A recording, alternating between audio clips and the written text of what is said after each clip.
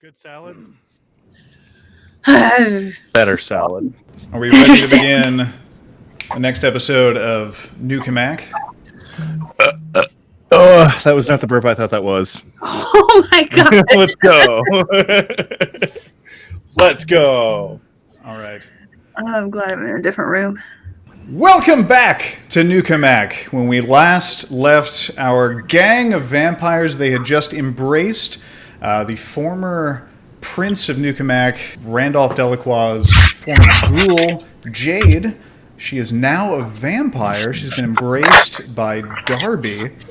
And I believe the plan was they were going to go to the hippie camp in the southeastern side of New Cammack in search of new ghouls, or in search of the one other ghoul that they were aware of, a ghoul named Feather McKenna, whom Augustyn met on the group's first night in New Cammack. Yeah, I think some people were hungry too. Oh yeah. Mm-hmm.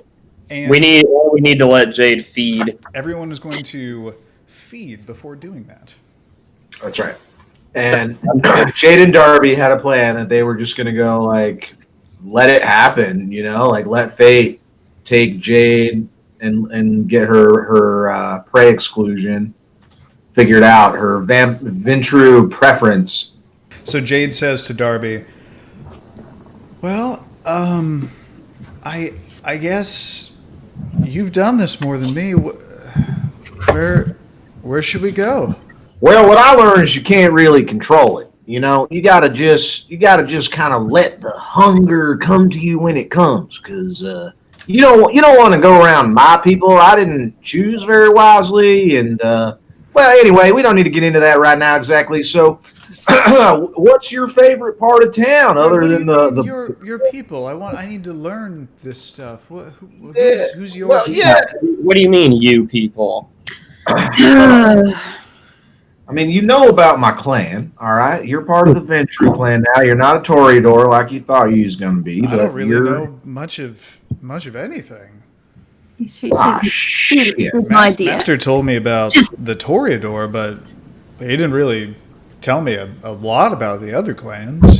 I just kind of know the stereotypes, and the Ventru just have not as good of a dress sense as us.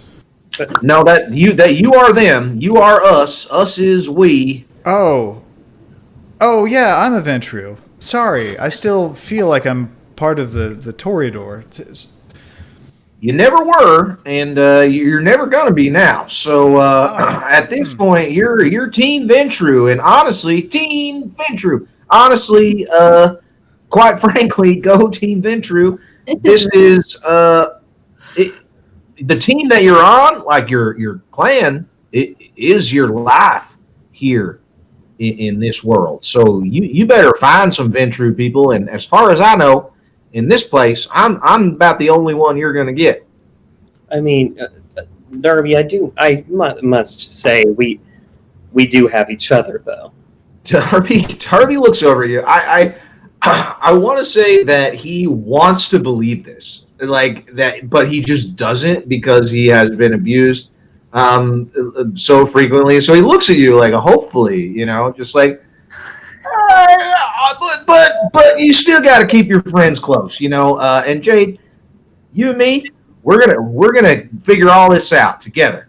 Jade still looks very shaken from having died a few minutes ago and been resurrected, and she's just kind of receptive to all of this and still dazed.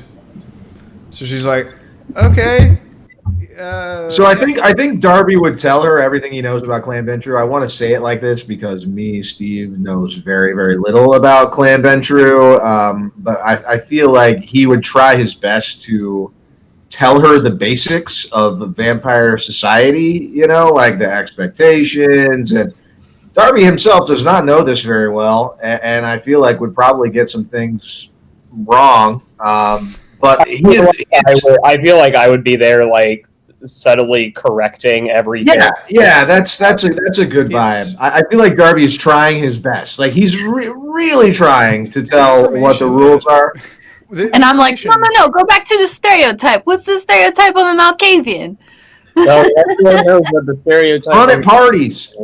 What Jade would be learning about the Ventru clan would be there's a game of telephone happening because Darby's embrace would be a very unorthodox kind of embrace in the Ventru clan. That's right. Because typically there's a very long, arduous initiation process that weeds out inappropriate. Careful now. It's inappropriate people to embrace into the Ventru clan. Years and years and years and years of prepping someone to be embraced into the Ventru clan. Darby was designed as a character to be a weird fluke who wasn't properly introduced, who was embraced possibly as a joke that was just taken too far, and who wasn't really properly introduced to the clan and wasn't properly released or anything. So Darby wouldn't 100% know all this stuff. So he'd be conveying completely incomplete information to Jade, perhaps itself incomplete information misremembered. So what Jade Okay, let me take a stab at a couple of these. Okay. And maybe I'll try to intersperse the advice throughout the evening as things get going, as I can think of horrible misconceptions that Darby would have about the Camarilla. That'll be fun. Yeah, can we do this as we are traveling? Okay. Yeah, I think that makes sense. I think everyone is kind of hungry and we're on the lookout for food, but I think we're generally making our way downtown. Do we want to take one of our many vehicles? Oh my God, yes. The Escalade, I believe, is the only car that you have. Yeah, how many vehicles nearby. do we have? Just the one. There's the Escalade, and there is a motorcycle with a sidecar, and there is a helicopter that I don't think any of you know how to fly. I would make the best effort at flying a helicopter. All of you can attempt to fly it. There are keys. Who's got the keys to the Escalade? They're hanging on the rack. We've been shown where they are. I believe that's right. They're available. They're right there for anybody to grab. Yeah. Darby picks them up. I think for sure. we technically left it at Club Wonderland, but we can just take that little tunnel over there, right? Yeah, I think the Escalade is still at Club Wonderland, and you walked back to... Yeah. You walked back to Delclaw Manor. But Club Wonderland is a checkpoint, so we can just fast travel, right? You can do walk. We shrine. All right, so Darby goes and gets the Escalade, brings it around. Darby probably goes by himself. He is used to this, being sent on errands to get the car. This is a frequent thing. Darby, go get the car. And so even though, he's kind of in charge of things now, he just is immediately like, I'll go get the car. And just He's deciding to get the car. That's true freedom. goes and gets it and brings it back for everybody. And I imagine you're trying to explain stuff to Jade. Yeah. And wait, who knows where the farm is that we're going to, though? Augustyn. So I guess Augustyn, would you probably be shotgun, or would you be backseat driving while he's explaining stuff to Jade? I'll Could just drive us. Augustyn has not been told the location of the camp. I do have their number. He does have Feather's phone number. Oh my God. Off the record burping. The court's That's very common for Tremere. They always burp like that. That's how you can tell. Do I have my phone back? I'm pretty sure I have my phone back. Yeah. Yeah, we got phones. Phone back. They gave us we got new phone. That was weird. I'm going to go ahead and I know how to text, correct? I wouldn't just be totally fucking. I know how to text. I don't IRL have a missing thumb chip. I can just fucking text Feather McKenna. Darby can text, for Christ's sake. All right. Roll dexterity. It's not if it happens in real life. It happens. Roll dexterity plus technology difficulty Don't you need dexterity? Hold that thought. Dexterity. Yes. If you botch, you fail to text Feather McKenna.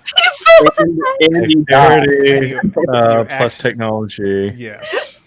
Holy shit. If you botch, Failure you to accidentally send her an embarrassing picture of yourself.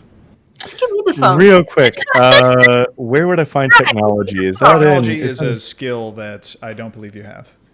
That covers Okay, the use so of electronics. 3d10, difficulty 2. What? Okay.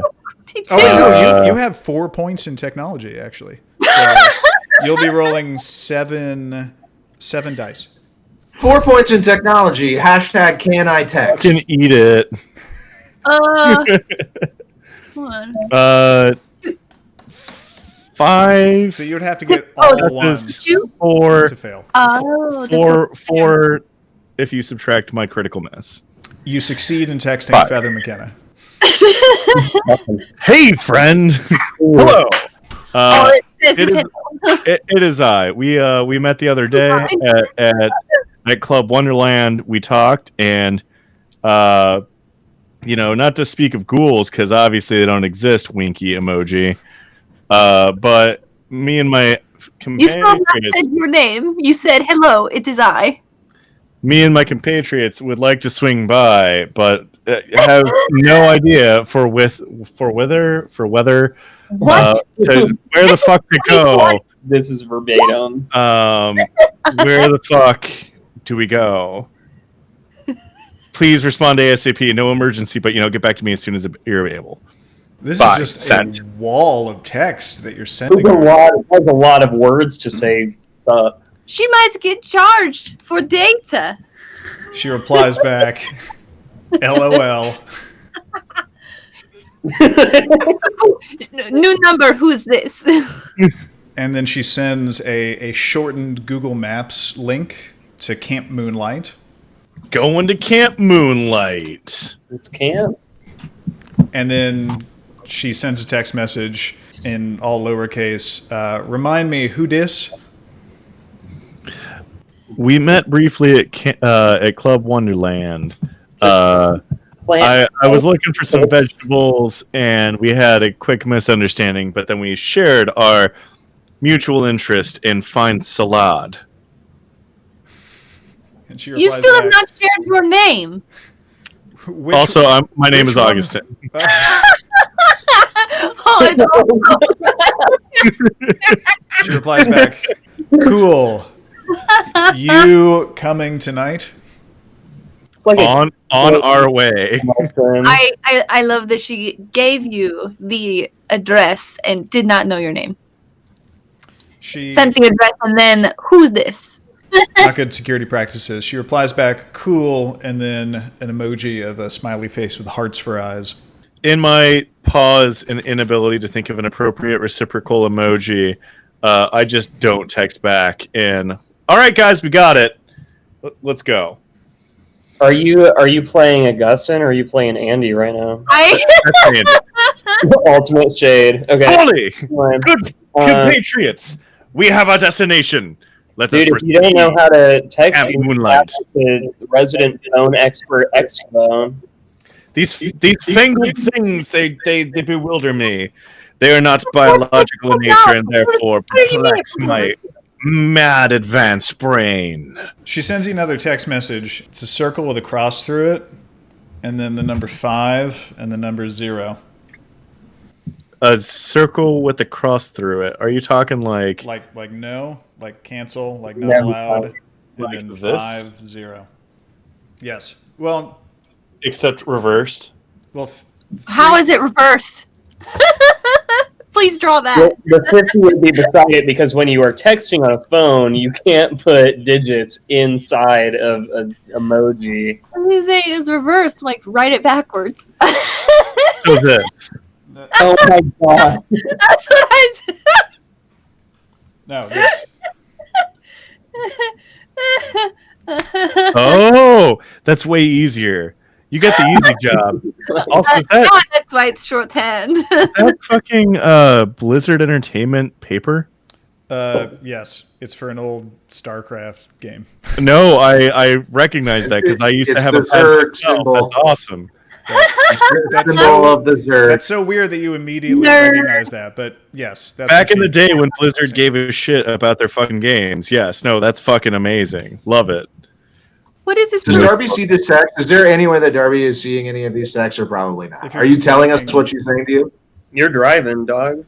Yeah, get the fuck behind the wheel, dude. Where are you? Don't know where you're Stop looking at my phone. Put your hands back on the wheel, son. So, All right. did so you I just get call that. Darby And son like that? I, Did that I, I, happen for real? no, but I okay. So back in role playing land, Got it. I catch Darby glancing and kind of belligerently like arc it away from him so he can't be paying attention and make a dad sound like "Pah!" Like as if to discourage him from looking at my shit. I thought we were trying to figure this shit out to get fined. Keep your secrets. You're driving. You're driving. Good sir. Augustyn. Are you driving or are you looking at the road or are you looking at my phone? Augustyn, you need to show him the map. He doesn't know where we're going if you don't show him the map with your phone. That's why he's probably trying to look at it. Fair enough. Hard to argue technicalities. My apologies. I shall fare our way to our destination and then just proceed to be kind of an asinine backseat driver telling him how to get there. Oh, this drives Darby nuts. Oh, he does not like that at all. I assume you are not good at it, like waiting too long to tell The him. to S-turn turn. says 15 miles an hour. You're going 20. Oh, man. It would so fun to do Fresh a fucker you think you're doing? It'd be so fun to do a frenzy check for Darby while he's driving. If he were, Is there like a less than frenzy? Because I. Is there a friendly frenzy? like you just punch him and that's it. Check. Yeah. You can. You do not have to. There's no challenge to seeing that this is pissing Darby off. Like you know for sure, and if you're doing it on purpose, it is working. Like he is just like, are you just mumbling to himself? Can't believe this is happening. Like the fact that he's driving is the only thing that's going. He stopped talking to Jade entirely, and is only just like quietly grumbling and driving the car, following your directions because he's almost missed. Like, he's just like, They have a license at all, my friend. So I have this question, and I'm going to show you the map of New Cammack. So, It's very close in. so It is very As you close can- in. as you can see, and you might need to zoom out here. So Delacroix Manor is far to the north of New Cammack, and you're going to be driving far to the southeast of New Cammack,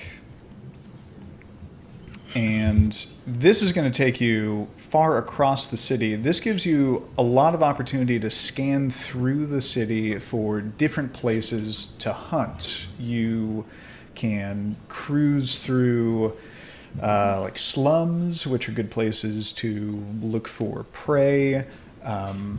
You can look. I think Darby's like fascinated with Jade and is asking her because she knows the town better than any of us. So Darby's just like, "Hey, what part? Where should we go? We're going down." She's just talking to Jade about what we're driving by and asking her what's what. I can't help but notice, but I assume. So I see the blue. Is that a river? Is that the road? That is What a is river. that? Okay, so where the? Where are we? Yeah, where are we? You're somewhere. You've left Delacroix Manor, and my question is: do you want to stop and hunt somewhere before you reach Camp Moonlight, or do you just? I think that's the idea. We've got our heads on swivels as we're driving. And that's all well and good, but like I see this big green patch. Are we traveling? Is that where the road goes? Which path? Because like I think I'm intentionally staying away from all wooded areas as you are giving me directions. Like I'm steering away from parks and trees. Whatever type of forestry I see, I am intentionally avoiding it. While You could have stayed in lane. That tree was not jumping in front of you. You would be going probably directly south through the middle of the city, taking the main major roads. I'm getting visibly agitated at Darby for not taking back roads. This is an odd couple episode. We're deliberately pissing each other off. He's leaving me. I don't think that Darby and Augustyn are primed to get along necessarily. So that's fine. We only have to work toward the same ends. We don't have to be friends. Excuse me, guys. I think we should all get along. Prince here speaking. We should get along, perhaps. And way to pull rank there. I know. I said we'd all be equal, but it's your boy, the Prince. Like and subscribe. But you're seeing. So you know how most vampires they will typically they go to slums, poor areas. And I'm thinking. Let me just. I'm like getting Jade to pay attention. Like Jade, yes. No, but let me propose. This is our chance to shake things up a little bit. And what if we eat the rich? The rich have connections. They would find us out. Yeah, it is risky, and they don't. They're not usually my kind of folk. If you catch my drift. Yeah, I know where they're rich neighborhoods. There's gated. Clearly clutching his Tontos. Augustyn flashes to look at Archibald and just eat the who? Never mind. I'm not even hungry right now.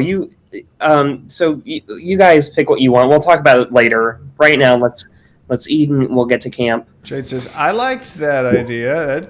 That sounds pretty cool. Turning his gaze to Jade, still wielding his Tonto. She's driving this bus now, Jade, sweetie pie. You tell me where we're heading off to. No, do not put us all at risk.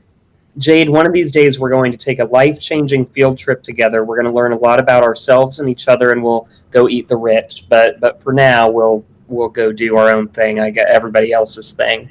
That's only fair. Okay. He's the prince. You got to listen to him. Okay, I'll be a good underling. I don't know. No, but only like it's kind of an only if you want to thing. Kind of an honor system. I kind of want to because I don't know how to do this on my own right now. Well, that's fair. I'm gonna take you. You know what? All right. I'll tell you what. We're going. Darby's taking the wheel here. Let's do this. And I just take a hard right, just straight into the middle of town, and just drive to the first place that looks seedy and open. I'm using my 1 point of streetwise here to find some like divey bar with the right kind of clientele for me, because like forget everybody else. So I am like, all right, fine, we're eating, and I'm driving to get myself some meth-ridden sweet blood. Getting a little hangry there, huh? So yeah, that's my. I am attempting to locate a divey, off the beaten trail towny bar where I hope to find some meth blood. Jade pretty easily directs you to a dive bar where she thinks it's pretty likely that you could find someone skeevy, maybe not inside the bar, but somewhere cruising around at least the neighborhood, a couple block radius around. Yeah, I think we try to case the joint. That's what I'm doing. I'm just driving around like a creeper, looking for my next victim. Okay. Well, let's say call this difficulty of 5. I think this would be perception plus. He was using it streetwise, right? Oh, yes. Perception plus streetwise.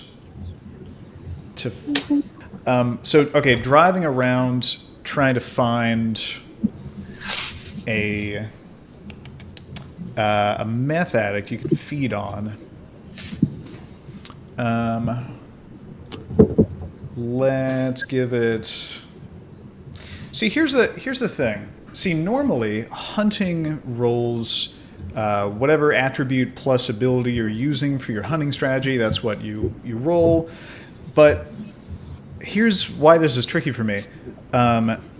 Ventru have a supernatural ability to kind of eyeball someone and determine whether or not they are within their particular prey exclusion. So I'm trying to figure this out. So you can cruise around and immediately tell whether or not someone within your prey exclusion, which is meth addicts, are in the area. And in this area, you do immediately tell, yes, there are a few people who smoke of the meth. Excellent. Smoke of the meth. However, the role is to determine whether or not you can actually maneuver yourself into a position where you can actually successfully feed from them. So, Okay, so tell me about some of the potential victims that I have here, and I might devise a strategy to feed upon them.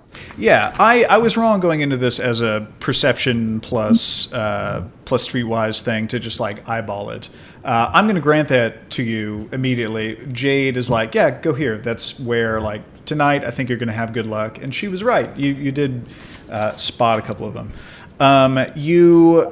I don't know what day of the week this is in New Cammack.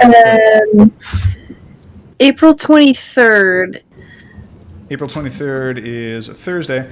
There is a concert letting out of a dive bar. Did you just know what day of the week it was in your head? Oh, He no. looked it up. Oh, no, it's on my computer. Are you one of those people? Everyone has a calendar. Thursday. Just went weird memories of Yeah, but just so fast. It's like, whoa. There are people Oh who man, on a date. I know. Day of the week. They are very rare. There's like ton of them. I was like, whoa. There's someone in a leather jacket who just stepped outside of a punk show where it seems like a concert is in between sets, and he just stepped outside of a dive bar and he's smoking out on the curb, and it looks like there's someone else who just stepped into an alley who's on his phone and he's talking to someone. He sounds like he's in an argument. And he's around the corner from the dive bar, just sort of like kind of stepping in and out of the alley, just kind of sort of with his back on the corner of the alley, just kind of like looking around and talking on the phone. I think I prefer leather jacket guy. I think that's the one that Smoker? Yes, the smoker. I think my strategy is to it's an escalating process, and I think this is kind of Darby's MO. So you're about to sort of learn how he does it. So I think he comes in with a friendly approach. He just like puts his arm around the guy and is just like, "Hey, boss, how's the show? Was it good? Hey, you think you might you got a little something." So I like approach him as if And you I'm park looking the car and you've gotten out. Yeah. I mean, I assume I like to follow you. I do, yeah. I think I do. I'm like, all right, I guess why don't you see how I do it, and then see if it triggers anything for you. Jade comes out and keeps a bit of a distance, but watches. Okay. Yeah. So I just befriend the guy, and I think that I'm trying to, convince him to smoke some meth with me in the alley. Like I have some, and I'm going to share it with him. And I think he might be interested in that. And then I try to get him to a secluded location where I think I might be safe making my move. So that's my first go around. Fuck off, cop.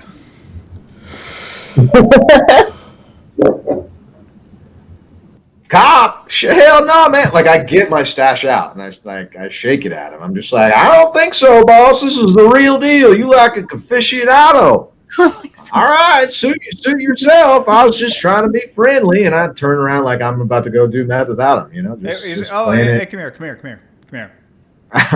Oh, okay, all right. What's up, Hoss? And I do put my arm around him again, and I show it to him, and I got it like right in front of his face. You're not a cop? No, hell no. I mean, I'm obviously not a cop. Okay, so he says fuck off again. And he takes a drag from a cigarette. Fuck off, queer, and he flicks it in your face, and he starts walking back into the bar. I don't let him out of my grasp. If he does that, I am now resisting his attempt to escape, and I am trying to pull him against his will to a place of seclusion, silent. As like quietly as I can. But I know he's going to fight me and try to make a scene about it. I'm trying to minimize that. And I'm trying to get him to a place where, this is going to go quietly. There is that alley about 15 feet away, but there is that other guy that is also in the alley. Got it. That alley is the only secluded place around, so that would be the target location for a person with interests such as my own. You could get creative. There is the car that you just parked presumably nearby. There's the bar that you could take him into. It's hard to argue that that's okay. Secluded. So the first thing I want to do, I think, is as I am now exerting my physical will against him, is I want this to be like a terrifying event. I am trying to intimidate him with my immobile strength. Like, he would be completely unable to move like my finger, let alone my body. And so I would like to, and if I need to burn blood for this, I will. I would like to terrify this individual with how strong I am when he tries to move me. Yeah. You can just roll strength plus intimidation. That is right. You can use it instead of manipulation plus intimidation. Oh, interesting. Great. So that's gonna get me up to 7 dice. That's pretty good. I believe I can burn blood to just win this automatically, though. So rather than leave this up to chance, can I use potence? I'm not. I think that because this is at its core a combo of mental. Okay, I'm with you. I'm with you on roll. that. I'll roll. You're right. It's supposed to be a purely physical. The burning potence thing is supposed to be a purely physical exertion of will. So I'm fine with that. So that I'll roll 7d10. This is a resisted action against the subject's willpower. Okay. And I'm going to say he is rolling this many dice. I got specifically that many. Only 2 successes. This guy got 3 successes. Oh. So he manages to not be intimidated, but he is still in your grip, and he's not going anywhere. Okay. Well, I'm still obviously trying to body him over to the alley. I guess he's not scared, but he's just he is being moved, whether he wants to be or not. I think, or is he able to resist my actual physical exertion? Because that seems unlikely. I can bet that he wouldn't be intimidated. That seems plausible, but that he would be able to withstand my push. From your perspective, you are so strong, it's not even clear to you whether or not he's trying to resist. His feet are just being dragged across the sidewalk, and you're just hearing him go, "What's your deal, man? Why are you trying to get me to smoke with you? Why is this so important to you?" I was going to ask if, you were getting, frenzied because he was trying to leave, but you're not even aware.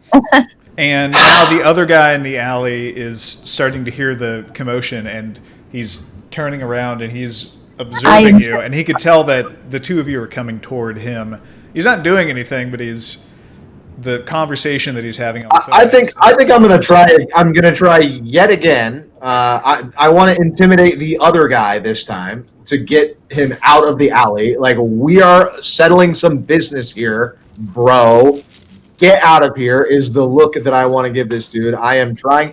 to intimidate. Hey, we're in the middle of something. I need you to leave. Well, he got no successes, so roll and try not to botch.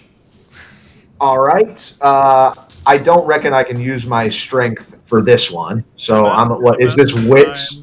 Augustyn comes out the back door nearest them and sees him wavering.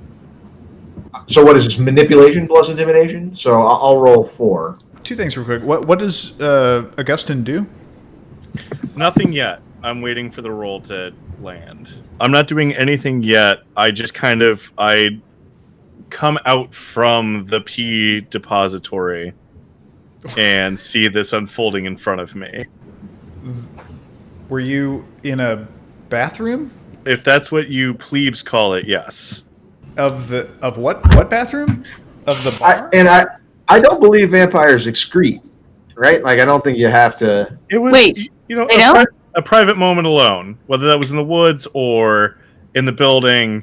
And if they tried to, it would just be blood. Like you would just shit blood or pee blood. It would not work well, and so it's not really part of I had a private moment of blood excretion away from you guys.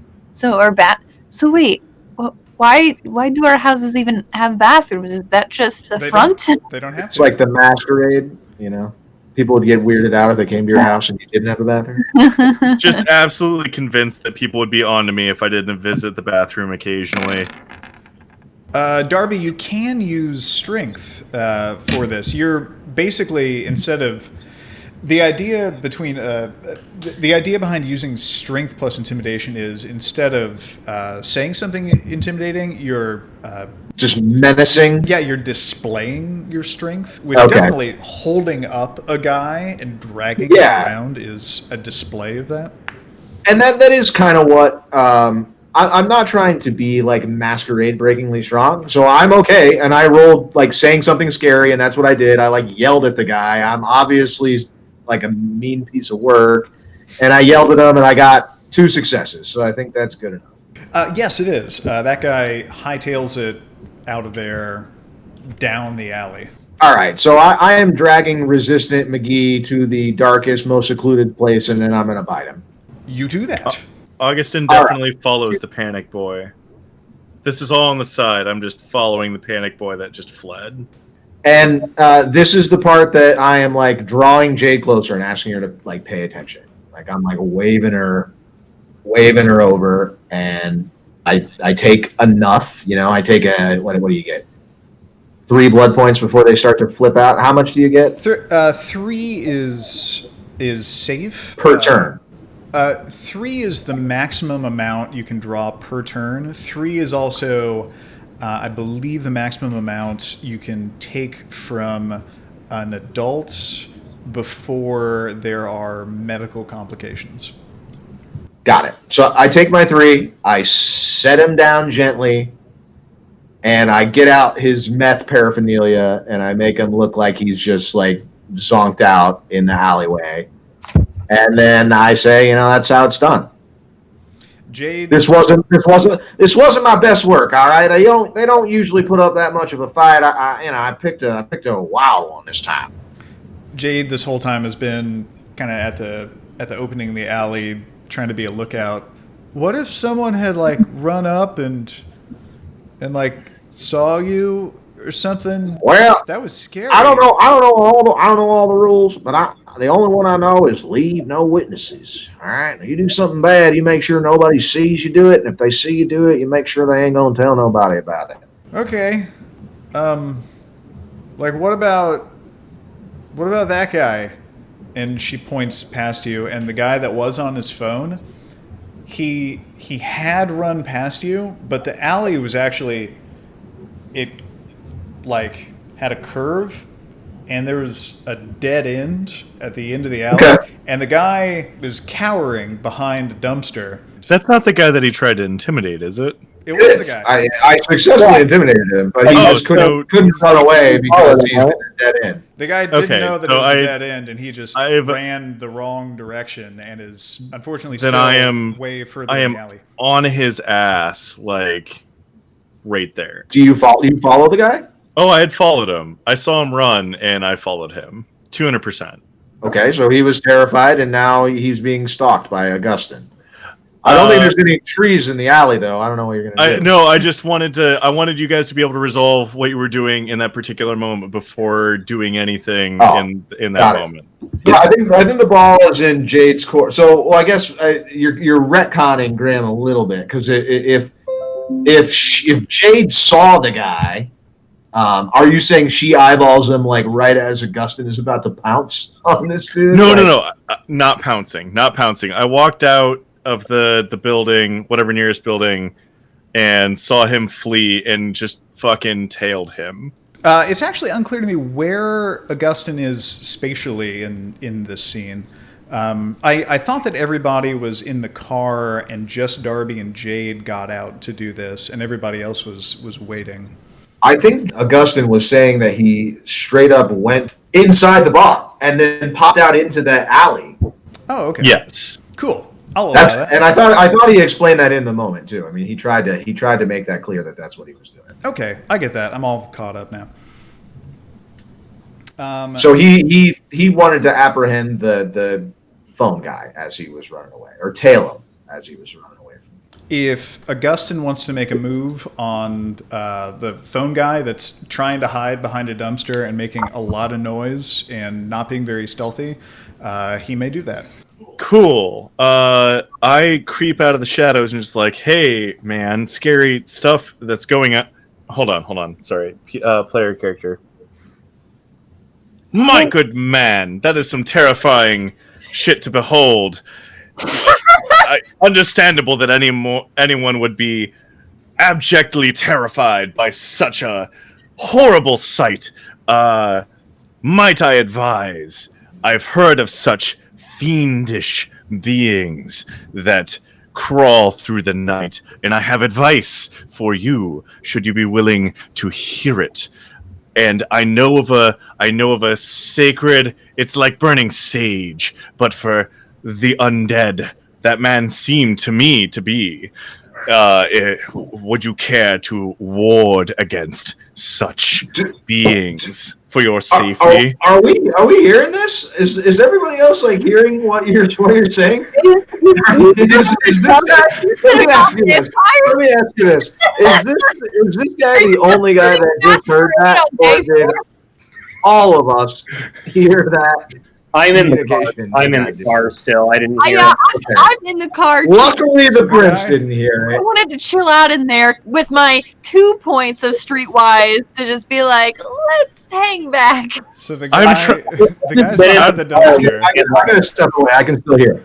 The guy's behind the dumpster. And you see you see him creep out. Oh, he peeks up. Hi, sweetie. He pokes his head out, and he says to you, and he starts trying to run. He starts trying to scramble over the dumpster. He starts trying to climb over a fence. He's desperately trying to get the fuck out of this alley.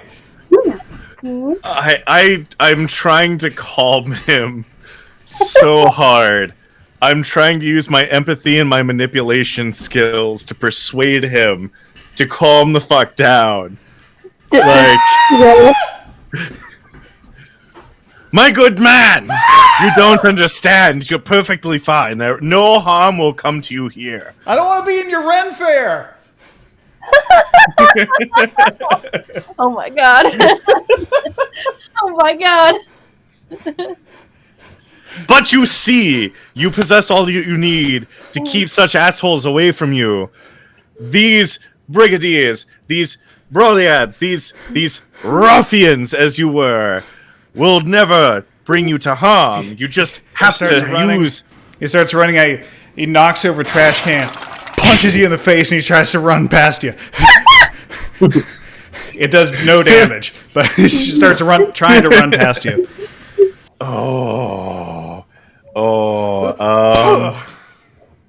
Is he coming any close to the car? Have Timber and I know? He's attempting to exit the alley. If I'm not mistaken, he was part of the band, right? He was performing nearby, was like smoking a cig, got scared. All you saw when you drove up was that he was outside of the bar at the entrance of a nearby alley, just on the phone talking to someone. Presumably, he had just walked out of the bar. Okay. I'm trying to think of something manipulative and persuasive, but with the limited information. My good man, eternal life could be yours. Swinging. Oh, no, I don't want to do... I'm not in the market for any religious thing. I'm sorry, buddy. You're barking up the wrong tree. And he starts running down the alley. He's now almost at the opening of the alley. I'm gonna just swoop up and call it a loss. Jade was already near the entrance of the alley. She looks at Darby and is like, and points at the guy. Hey, should I do something? Go for it. Yeah, get Jade it. Clothesline the shit out of the guy. The guy flips. As she does this, I had already drawn one of my daggers and was like ready to just fucking murk him, and I'm just standing incredulously wielding my knife as she takes him down. I'm just like, okay, fine. Hey, put the knife away, for Christ's sake. And the moment Darby gave Jade the go-ahead, in one fluid, smooth movement, like she had actually been training for this kind of stuff for a long time, she clotheslines the guy, and as the guy is falling through the air, her fangs are already coming out, and she's already descending to meet his neck and traveling to bite into his throat, and she's already drinking his blood before he hits the ground in the alley. The whole time this is happening, I'm just going. So she. All I'm doing, I'm not trying to stop her, but I am trying to. I tell her only take a little. You gotta learn to slow yourself. I'm just like, hey, don't drain him down. Don't kill him. You're gonna want to. Just, I know it feels good. You gotta. I'm just like trying to talk her down from the ledge. So, because the first one you hunt on your own is really tough to stop. And Darby remembers, and I think maybe it didn't go well for him. She dives into this guy like a gymnast. Fluid. It's beautiful and terrifying, and she and the guy hit the ground at the same time, and she's immediately drinking from him. And she is actually hungry. She only has 3 points of blood in her. And she does actually need to roll for frenzy to see if she loses control and drinks too much. I was just about to say. Can I assist her in some way? Because she's got a level 1 blood bond to me, and I am trying to help her with this exact thing. Is there some way that I can aid her? You can run up and physically intervene if it looks like she's going crazy. All right, I guess that's what I do. I don't want to do that. But I am prepared to ensure she doesn't kill the guy. So, is Jade's like special person that she has to eat screamers? I think it's little bitches. She failed her self-control roll. She takes... I love Excavo's frenzy sounds. You can see she drinks deeply from the guy in her first turn, and it doesn't look like she's stopping. Darby has a chance to intervene. I do. I intervene. Augustyn has a chance to intervene. Let's go with Darby's response first. Darby, what you do? So I've been there before. I know what she's going through. I know that I'm not going to be able to talk her out of it. So, man, how can I stop this without hurting her or angering her?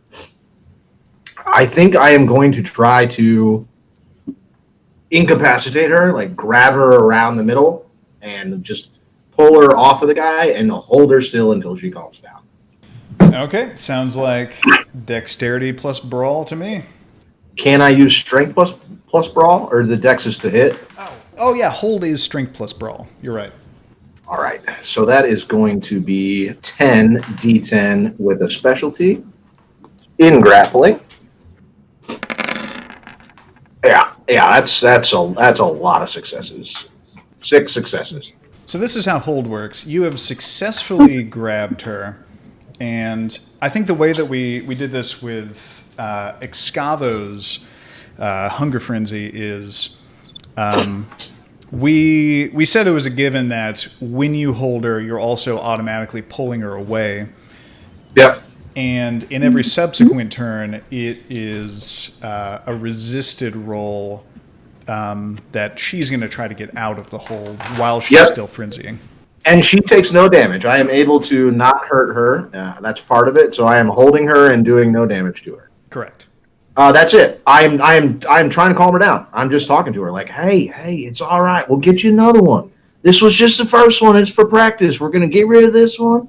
We're going to go find you another one. Apparently, you like little bitches. That's fine. They're all over the place. Oh, and I need to roll for her to see if there's anything particularly special to her about this drink. If this drink has determined what her plague scheme is it the one will forever be. Is it the one? Because if this turns out to be a 1, then this was not the 1. This was the 6. Oh, just a guy. Just a guy. So she's fighting you. And she's saying, more. I need more. I need more blood. No. Not enough. Not enough. No, wait a minute. He doesn't need all of it. He doesn't need all of it. We'll get you some more. He's being selfish. He's being selfish. He has so much more blood. I can tell. Literally everywhere. Look around you. It's all over the place. More. Chill. Give me more. I need more. Bring me more. And she's fighting you, and her fangs are out, and she is. I mean, is this going to go on indefinitely? I think I can hold her as long as I need to. It seems like you can continue to hold her, but she's continuing to fight you. But for now, let's say you can move her around wherever you need to.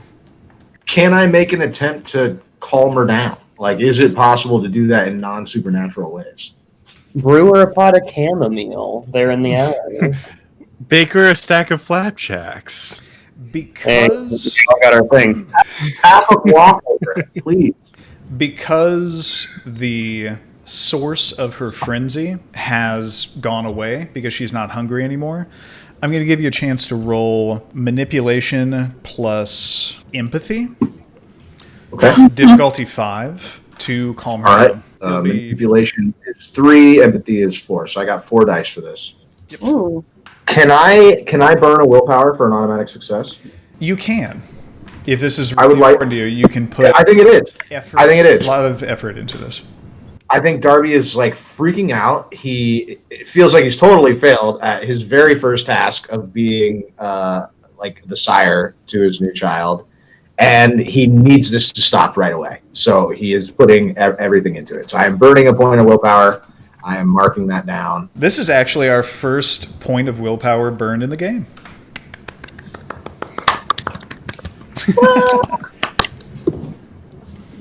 Let's see, 40-10. Oh my God! Thank God. So Jade starts to relax. You can feel her muscles loosen up. She goes, "Oh my God. Oh my God, I'm so sorry. Did I fuck up?" No, it's not your fault. You're a creature. You can't control it. You're just hungry. You got to feed that beast, but you got to learn to do it one snack at a time. And look, I stopped you. You didn't hurt that guy. He's gonna be fine. I didn't. And I hurt like that guy? Oh, he fuck. You took the right amount. You just didn't want to stop. So I helped you. That's my job. So don't worry. It's totally fine. I'm trying to reassure her. I'm this is sincere. Darby's like, honestly, it could have gone worse.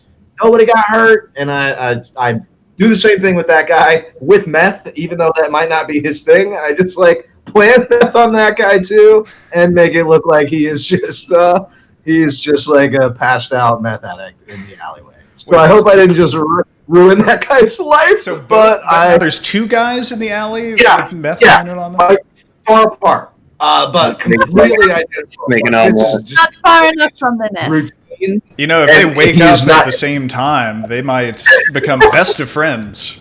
Somebody could convince me not to do it this way, but this is Darby's plan. He sets it up literally exactly the same as the previous guy. I'm in the car. I don't know. Me too. Jade. All right, we're ready to go. Jade walks back to the car, and she looks over at Gustavo and goes, "Hey, did you see any of that?" I bet you'd never be caught dead fucking up like that. I'm so embarrassed. Oh no. I mean, I've been trying to cheer her up, so I would try again, but I'm leaving the void in case anybody else wants to. I could. He's like, no, and so Darby is just like, no, look, it's not that big a deal. Seriously. No. I was going to say I could show you how it's done. Oh, okay. All right, fine. Why don't you go with her next time? You lead the way, Ex-Cabo. She's still hungry anyway. Fine. Yeah. Round two. Go on. Something, and Darby just drives. He's ready to take the guys wherever you want to go. Right now? Oh, awesome. Yeah. Hell yeah. I am hungry, but that did not look like a good opportunity. Yeah, all right, princess, why don't you fucking tell me how to do it then? Shit. Oh, no, we got an expert in the backseat. Go on now. Darby's clearly pissed. Like, all right, fine. Side note, is Augustyn in the car? Did you drive off without Augustyn ever entered the car? As they were approaching the car, I was just like disappointedly harumphing and just fine, kind of casually kicks the incapacitated would-be corpse that she tried to feed on. I kind of scan for weeds. If there's any plant nearby that I'm able to just like rip the root out, I'm just like mumbling the whole time, being just like, fine, fucking, see if I try to help you again. Just like pulling seeds from anything I can and just like slowly, belligerently walking back to the car. Augustyn needs a win so bad. We need to find. It's a Thursday. We need to find an office building. The fuck? There will be people in the office building cleaning for the night. Weren't we going camping or something? If I'm going to, we all gotta be. I mean, are you saying you want us to feed there?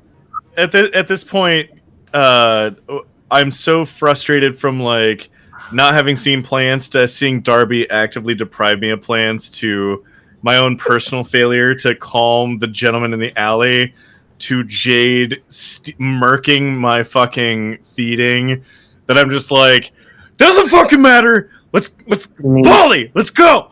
Bolly. Guys, Augustyn, I mean, you all seem kind of weirdly upset. I don't know what happened out there. Actively losing composure. We got to an office building. I shut off cameras and Augustyn we find our cleaning staff and have a time. I know Excavo. Everybody seems to be. Or a movie theater. But Augustyn seems a little upset, and I think he just needs to like go see his girlfriend. I'm in a seat somewhere in the vehicle, just like arms folded and like frustrated, like your next direction is here. Turn right at the light. Turning once again. God damn it! God. You gotta give me more warning. Camp Moonlight. I didn't even want to come with you guys. I just wanted to look at these chess papers, and which I brought with me, and I'm just looking at. I'm kind of like over the conflicts. I mean, that's the part of being leader. Is you help with conflict. I didn't say that out loud. That was Blake speaking. So Excavo is suggesting that Darby drive the group to an office building so the janitorial staff could be fed upon. But I think the prince was like, no. He's like, I think tired of the hijinks, and it's like, no. We'll feed later. We're going to camp. He's like flexing. I think that needs to be dealt with. Like either Excavo, who thinks she's in charge, gets to decide where to go, or the prince gets to decide where to go. Darby is conflicted. Well, I mean, Darby, I honestly don't think we should have taken the first detour. We did that, but shit, sir. Well, you're supposed to be the Fed. I've still not fed. Darby, Excavo. Just listen for a moment, please. You see, Augustyn knows about a ghoul. Where they're ghouls, they're vampires. They probably have food as it is. Besides, we've got a whole sex cult to feed on or whatever that we were going to arrange with Marsha. So, I mean, I think it's all taken care of. Well, I know everybody's getting a little hangry. I shouldn't talk because I'm full because of all the Jade I drank, but... How long until we get there? Where am I going? Augustyn, We're downtown, but do you Turn left! Give me son of a bitch! Tunk. Bob's head on window. Fuck a duck! You think you'd learn how to drive in your many years. All right, so I'm heading toward camp now. The prince gets to ping my GPS, if you know what I'm saying. Here's a really good thing about the fact that we're going to camp. I think there's a lot of tension here, and I honestly think that we could use some team building exercises. And they might. Could we let the driver drive? Could we make that a team rule for the team as we were building the team? The driver is the driver, and the backseat person is not a driver. I'm going to make a persuasion roll. Augustyn, you don't seem super. I am locking eyes on him. What exactly? What are you persuading him to do? Do not do this team building exercise. Yeah, guys, I think we should hurry along. They might have a ropes course. It could be fun. Guys, it could be fun. Or a team building exercise. What kind of camp is this? Excavo, could you maybe help with the navigation stuff? Augustyn really... I asked for his phone. They won't give me the phone. Very good at plants and stuff. In a blasé fashion, I just kind of huck my phone into Excavo's. Excavo, I think you're so good at this. You navigate. Yep. Damn, please. Honestly, Augustyn, you might want to even let her text for you sometimes because I'm just going to pull up the address on GPS and then hand that over. There. Now you have directions. Okay, everybody, conflict solved. Now see what we can do when we put our heads together. Shrug that off. Yeah, all right. You mean if Augustyn would just... respect authority?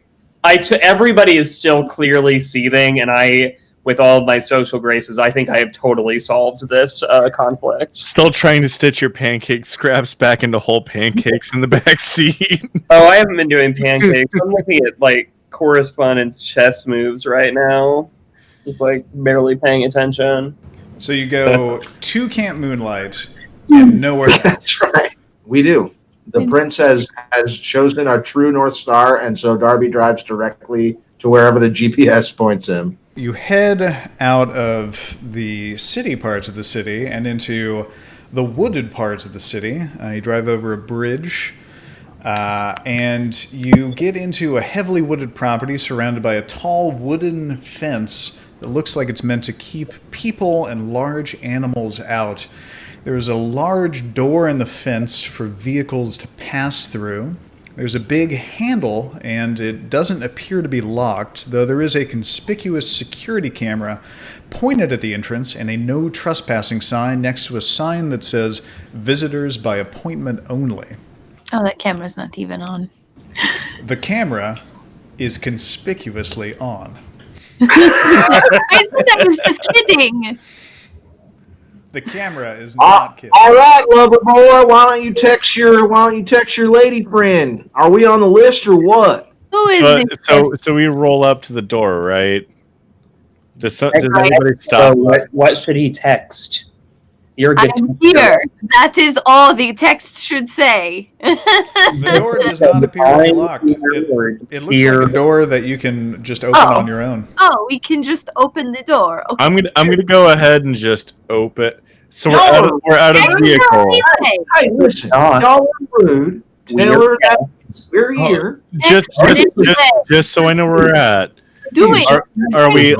We're there. I still have his phone. I'm going to text her. We're here. We're at the place. We're outside the vehicle. I walk up to the door and I give a quick couple of polite taps, and then creak the door open. Like, hey, we made it. Knocking. You hear the sound of your greeting echoing across maybe 30 or 40 acres of the woodland behind it. So, Augustyn, did this girl tell you anything else here? Oh, you must be happier than a pig in shit. Tree as far as the eye can see. Oh, here we go. Our fearless leader is in his homeland now. She did say, my this friend. This isn't my homeland. Just simply to message her before we arrived, which we did, and now we're here. So, where the fuck is my Excavo? What the fuck are you doing with my phone still? It's Excavo, and here's your phone. Now, guys, I think we should hurry on ahead. We need this ropes course more desperately than I ever thought possible. I need to feed. While we're kind of looking around and in this, just inside the entrance of this hippie commune, I am immediately just beelining, scraping seeds off of the ends of stems, just fucking pocketing them in my tactical pants. Question. Do you get back in the car and drive, or do you get out of the car and walk? Well, did we leave it in a parking lot, or did we just pull up to this door? Let me describe this better. So you drive up, and the road diverges up to this big door that's meant to open, and you drive through the door, and it's this big gravel road. I feel like we would have gotten out to investigate, like we did, and we texted politely, and then I think we would open the door and drive through it. Okay. As you drive through the door, all of a sudden a apparently motion-activated spotlight pops on the road, and you see the gravel road illuminated. It pops on with a faint buzzing sound overhead. You continue driving, and as you drive down this gravel road, more motion-activated spotlights pop on with this faint buzzing sound. And you're following through the dark in the woods this gravel road that's lined with these little LED solar lights on either side. As you drive down the road, you go down a small hill, and in the distance you see a wide circle of several wooden cabins, all facing a large central campfire being tended to by 2 women and a man. The whole time we're driving down that trail, I've rolled the window down and I just have my arm out, clasping and grabbing leaves, trying to pluck those off and just pocket them. That feels so obnoxious. I feel like I may have tried to steer into that a little bit. Dobby, could you slow the fuck down, please? I think I'm trying to hurt him, just a bit. If he is literally holding his hand outside of the... I'm sorry, Blake. I am sorry. I think that I just try to give him the business. Darby, I think take out a side view mirror on a tree trunk. Yeah. All the while, I look like a ridiculous... Oh, there's a squirrel! Sorry, it's a squirrel. An acid-ridden Disney princess just, fucking leaves protruding from every pocket, just trying to just stuff them everywhere. Just eye-rolling disdain from Darby about your plants. But I guess we pull up if there's a logical place to park. Darby parks there next to the people. I think we're friendly and open, and we just get out of the car and say, "Hey, we're here." Hello, we're looking for a girl that Augustyn knows. Immediately, Feather McKenna pops up, whom Augustyn would recognize. She says, Augustyn! Hey, it's good to see you again. Man, I don't know any of your friends. Hey, do you mind if you and I go off and talk about our business that we have to talk about real quick? I disheveledly fall out of the vehicle, a little tired from being abused by Darby, and just completely covered in feathers. And I'm trying to brush. Even though Darby is amused and hates you, he is a little bit begrudgingly respectful of the fact that this girl wants to go hang out. He's like, with him, he can't believe it, that she's like, let's go out in private, and he's looking at you a little bit differently, even though he hates the plants. He's there's something he doesn't understand, and now he's more confused than angry, and I think he's just kind of quietly thinking to himself about what he's watching. I brush with all these fucking leaves and other seeds hanging out of my pockets. I clearly try and brush off the dirt, but don't bother to remove the plants hanging out of my pockets, and just pat, pat, pat, pat. So sorry, friend. Thank you for meeting us on such short notice. We can clearly do introductions later, but please, yes, let us go. And just with the utmost confidence, with plants hanging out of my clothes, just let's. Well, hey man, I wasn't doing anything else. Yeah, we'll go talk business, and then we'll just do that real quick. Your friends can stay here. We'll be right back. They're perfectly fine. They exist. We'll be, and she looks at Excalibur. We are hungry though. Oh, don't worry. We'll feed you. Don't worry about it. And she looks at Excalibur and Jade and Archibald and Darby and says, "Hang on one second. I gotta talk business with your friend here, Augustyn." Okay, and Augustyn, Feather starts leading you away from the campfire along a path between the cabins and a clearing where they had planted fruits and vegetables. Nearest to you, there are a bunch of tomatoes that have been planted in raised beds, and a lot of these tomatoes are just kind of awful looking. They have split skin, and bugs are crawling across them, and there are just rotten tomatoes just that have fallen, and they're scattered on the ground, and they're moldy, and they're intermingling with weeds. And past the tomatoes, there are cucumbers and squash, and there are corn in nearby raised beds that also look kind of neglected, and they're just not looking too good. Feather says to you, "So, man, as you can see, we grow fruits and vegetables here to support ourselves. I hope you don't mind me giving you a little bit of a tour, explaining what you're seeing around you. We eat this stuff. We don't like going to grocery stores, supporting capitalism. We also sell extra produce in town. We try to feed the rest of the community. But honestly, growing's been hard for us ever since we lost Brother Jeremiah. No one can agree to a job schedule and stick to it. Too many people are watering, not enough people are weeding. Planting is happening too late in the season.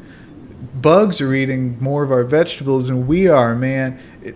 We're mostly getting by, but no one wants to introduce negative energy and admit that we're not managing the camp as good as Brother Jeremiah did. But what do you think?" Good friend, it is a pleasure to meet your acquaintance outside of a loud, noisy artifice. That is a lot to dump on one's leg pants, as one could say. Is that what humans say? That's what humans say. Yeah, take it up in your pants. That's a lot to dump in one's pants. Are you an alien? May I offer? Like a human before you were a vampire? Yeah, what were you before a vampire? may I offer? Planet from like your spaceship and immediately get bit. May I offer? May I offer some very tepid assistance? Would you? May I offer you guys some mild help with your seeming crisis of salad? Your salad crisis. Salad crisis. Milk toast help. What? I reach out, like gesturing at one of the tomatoes nearby, like physically asking to hold it. Hold the tomato. May I please embrace your tomato? Are you coming on to me, dude? No, I literally wish to embrace your tomato. This is not a sexual thing. I did not sign up for this. You want to like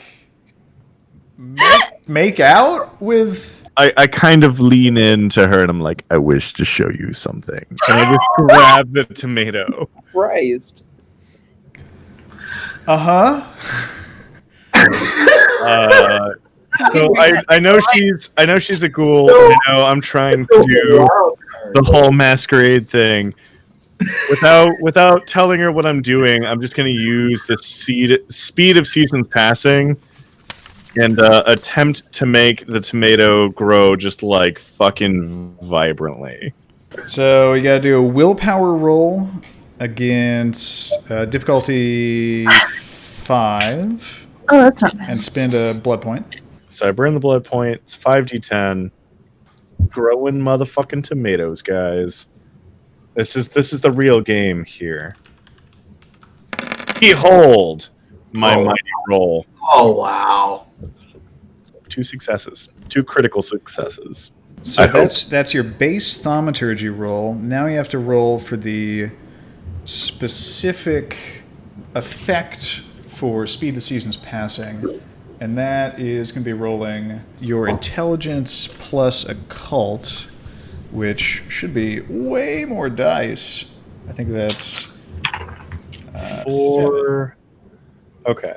So 7d10. What's the difficulty? 6.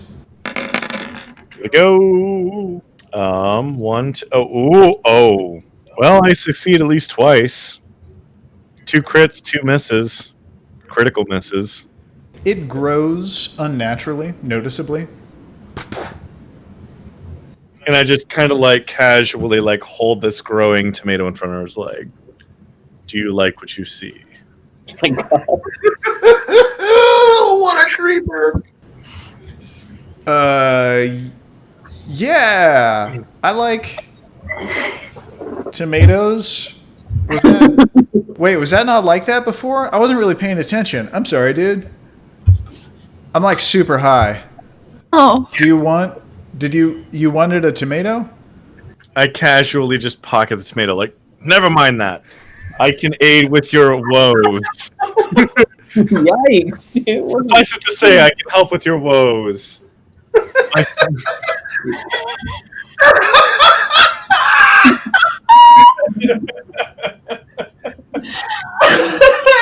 Say it. Tomato. It's ice cold. Oh man. Okay. This is killing me. I'm sorry, guys. Please continue. You're fine. You want to feel up our tomatoes. Yeah, if you want to come and help with our plants, yeah, we need all the help we can get. So yeah, man, whatever you want to do, it's kind of all hands on deck here. Okay.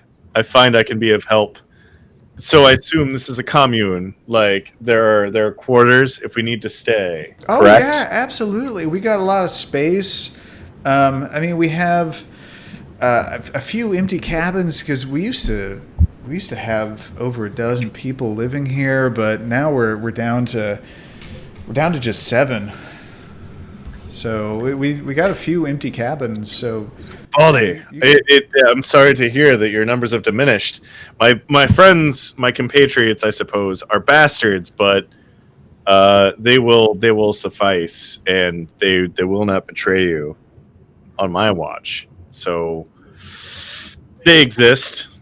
So supposing there's room in these cabins for all of us, we will occasionally stop in, and I will gladly help you with your plight. Are there any goings on that are super bad, that are not awesome, aside from the death of your leader, of course? Oh, for us? Well, yeah, we've been having a hard time over these last few years, mostly because the crops, we're having a really hard time growing, because that was our main source of income. We try to make money however we can. We try to sell other stuff like these. And Feather holds up a knitted water bottle holder thing hanging from her neck. She says, I make these things from hemp. You see, you put your water bottle in them in case, like, you don't want to put your water bottle in your pocket, but, like, no one in the camp wants to buy any of these things from me because they just drink the well water. And she gestures at a large stone well with a wooden roof behind a nearby cabin that's been decorated with drawings of feathers. They drink from the well. I don't, because I think the well water tastes gross. So I just... So where do you drink from? The bottled water. And then she takes a swig from this, like, crinkly plastic water bottle. Yeah, they say I'm not a real hippie because I drink bottled water, but, like, if you ever drank well water, it's just gross. So I try to sell these in town. They're made from hemp, and, like, that's cool, but no one buys them. And she keeps walking, and she takes you down a path to a building a couple 100 feet past that center of camp where the campfire was. And she opens the door to this building, and she walks into a large, open, dark room. And you get a sense from the acoustics that this room takes up the entire building. It's kind of a warehousey kind of building. And she says, so nowadays we make most of our money off of this. And she turns on the light, and you see several hundred 5-gallon buckets with modestly sized marijuana plants growing out of them. Most of them are about chest high, but about a third of the plants are small and struggling to even reach waist high. Yeah, we sell to the Tabata gang, but income has been going down because the weed hasn't been growing too well either. But yeah. May I examine the plants? Oh, yeah, go nuts. I mean, this is why you're here. You wanted some green. And like in a fit of frustration from the barbecue sauce fucking piloting to the lack of feeding, I just kind of like manically snatch a fucking branch off of the goddamn plant, rake the fucking seeds off it, pocket the seeds. Hey, there were buds growing on that, man. We gotta harvest the buds so it grows more. You gotta be careful with that stuff, man. My truest apologies. You will be compensated justly for your sacrifice. And I just kind of slip her a piece of paper that would otherwise be like a 20, but because all my money's been confiscated, it's just like a blank piece of receipt paper. Oh, none of your money's been confiscated. You kept your wallet. Fuck a duck. Then I slip her just like a 20, just like, sorry for the rudeness. My bad. And I just joyously like pat my nearest pouch where I stuffed a bunch of seeds, just like, yes, finally.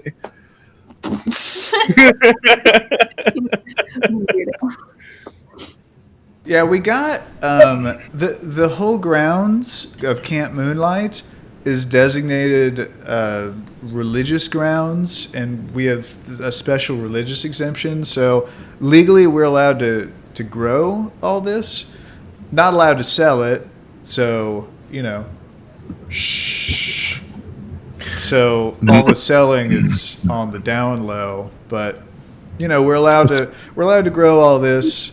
We grow all this inside because it's easier to grow it year round, and also we don't want anybody sneaking into camp, stealing all of our stash, blah, blah, blah. My friend, I understand your strife and struggle and I would like to help you. We just need some space to exist and come and go as we please. But you come to me with your needs and to maintain your camp, and we will see to it that you don't go under. There will be beans in your frying pan and on your buns. You will have your vegan patties. We would like to build an ally ship and just like heavy-handedly trying to be empathetic in the most crude and awfully assuming way.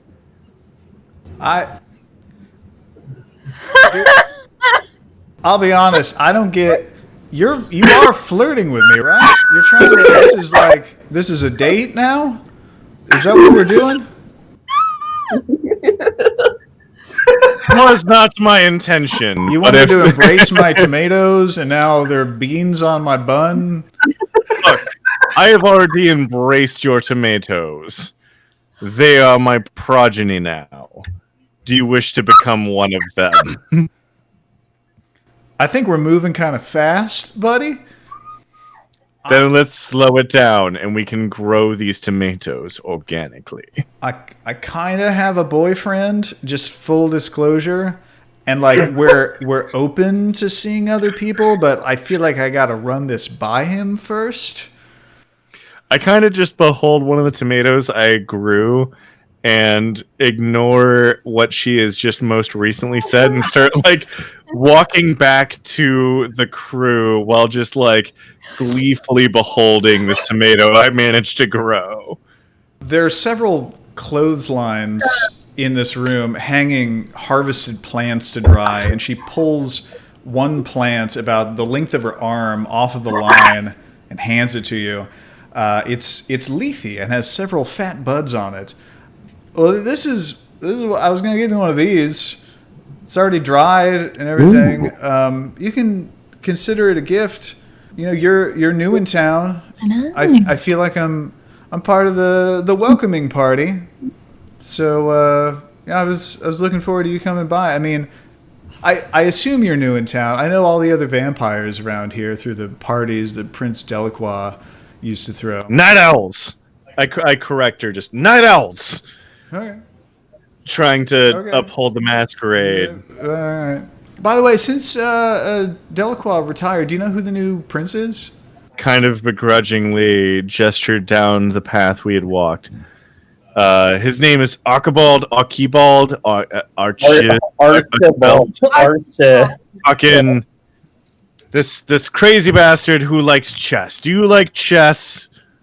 Not really. Then you'd hate him. That is the one deciding factor is chess. Have you met him? Do you know where he is? I can bring you to him, but first, and I just give a butt puckering and I cast my casting of the season spell on the bud she gave me. Same as the tomato. I just want to make it sprout as a reciprocal gift before leading her down this path. Okay. Well, it sounds like you're shitting. Yeah, just Hame weed. To be a little friendly to you, I'm going to say that the blood expenditure that you did before is going to last for the whole scene, so you don't have to expend another point of blood. Thank you, God DM. Because that was kind of a trivial thing that you did, and so is this thing. But the willpower roll for doing any thaumaturgy thing, and then the speed the season's passing roll, you'll have to do both of those. So it'll be a willpower roll, difficulty 5. 5 and 7. 5d10, 7d10. Yeah. Just Copy. So 5d10. Just because it'd be funny if you fucked up. That's 2 successes. 5? Yep. This is a universal rule in tabletop role-playing games. Don't do the roll unless if it would be interesting if you fucked up. So 2 successes. Okay. Do I proceed to the next? Yes. Yeah. You're doing All right. now, boys. Creepy blood magic. Uh-oh. Still enough. 1 success. Yeah, that'll show that weed to be Reggie. The bud gets a little buddier. Does she notice? Nothing drew her attention to it before you started doing that. As is part of thaumaturgy, always requires gestures and incantations. So she does notice your gestures and incantations. What do they look like, and what do they sound like? Could you demonstrate on the camera, even? Are the sounds, but it's. Are they all Dragon Ball Z sounds? It is just guttural, like concentrated faces mixed with, and a lot of the words hand gestures. The hand that's holding it is constantly just here, and I'm just like, yes, yes, also yes, and just like really going at it. Feather looks over her shoulder and says, "What are you doing?"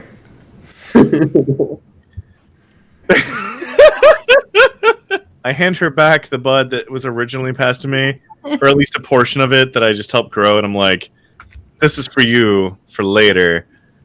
My assholes are back here. She says, "If you didn't want this, why did you tear this off of the plant?"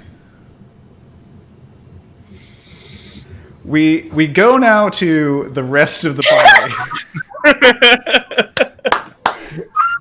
Yeah, so we've been like standing in silence with these strangers over there.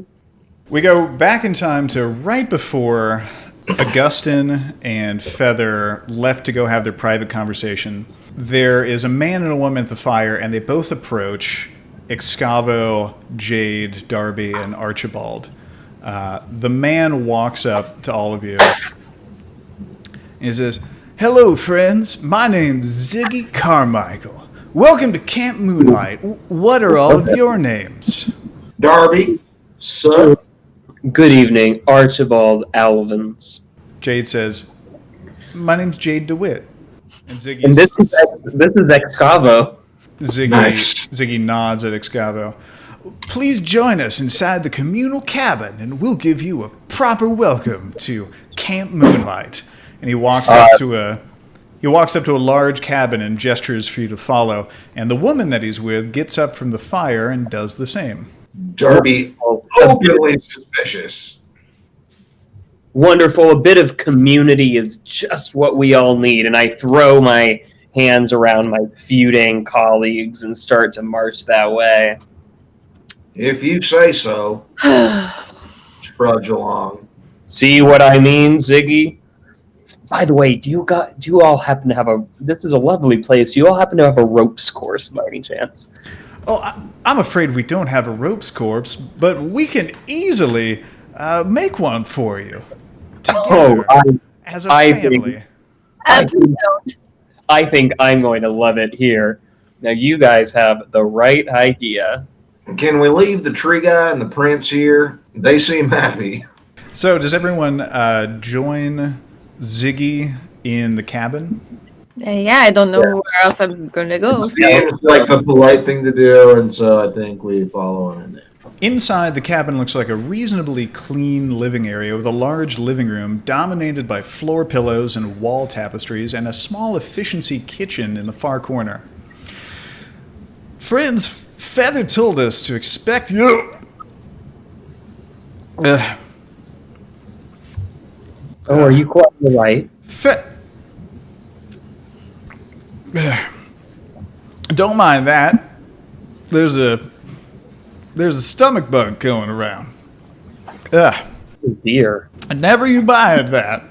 I keep my distance. Feather told us to expect you. We're always honored to have visitors, and we have a traditional welcoming ceremony. We'd be honored to share it with you. The purpose of the ceremony is to not only welcome you as part of our extended family, but to also put you at ease and cleanse you of stress and negative energy, so that you may more easily contribute to the peace and serenity that we cultivate here at Camp Moonlight. Well, are you sure you're okay? Do you need some ginger tea or anything? We have a chamomile nettle tea that's been settling our stomachs. There's just a bit of a bug that's been going around, but never you mind. I'm feeling great. It's honestly the reason why there isn't more of the camp out here tonight to welcome all of you. Hey, let me stop you right there, Chief. I'm just gonna have to ask you a quick question. What is the welcome ritual? I'm gonna need to know all about it before I agree to do absolutely. it. Darby, we are his guest, and I think we need a little bit of serenity, just like he was saying. Metagaming, do I see any other security cameras around? No. There's only the one? No, you don't see any in the cabin. Okay. And I'm like on my way when we get in, or They seem to just be like at the perimeter, and that's it. okay. Ziggy replies to Darby, "Oh, we're gonna put on music, and we're gonna light some incense. We're gonna turn Baldy, I hope. and we're going to set the mood, and we're gonna let you know that you're welcome in the camp. We're going to anoint you with oil, and we're going to welcome you as part of our family, and that's pretty much. And we're going to give you flowers too, and that's essentially it. Essentially or entirely it? No, they're essential oils, I imagine. Like, what else would they be?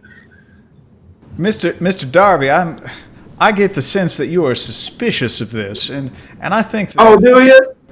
I think that this welcome ritual will absolutely de-stress you and put you at ease. Yeah, it looks like it's done wonders for you. Now, you two, I think you need to be a little polite. Mr. Ziggy is not feeling very well. We all get sick from time to time. Okay. Do Are you the one that does the anointing, or is that someone a little less, pukey? People anoint all the time, Darby. You've never been anointed? Yeah, I just don't necessarily want this guy anointing me. Like, out of all the anointers, do we have, like, other less It's burpy anointer people? Let me reassure you, it is perfectly safe. We You were have just been gonna- doing it for over a decade for all new members of our family. You And just can pour some lavender on us, and then that's fine. All right. you have nothing to worry about. Yeah, what's like the survival rate? Well, it depends on your perspective, friend. The survival rate for all of us is 0. Survival rate for... Oh, you got it. Fucking Jesus. I'm just joking with you, friend. Come on, lighten up. If Darby and Excavo won't go with the program, I'm thinking about doing something here, but I don't know if I want to do that yet. I'm assuming Just to give you a read, Blake, Darby is clearly disdainful of all this hippie shit. Like, does not like it. And as soon as the guy starts making the noises, he is grossed out and not into whatever they're about to do.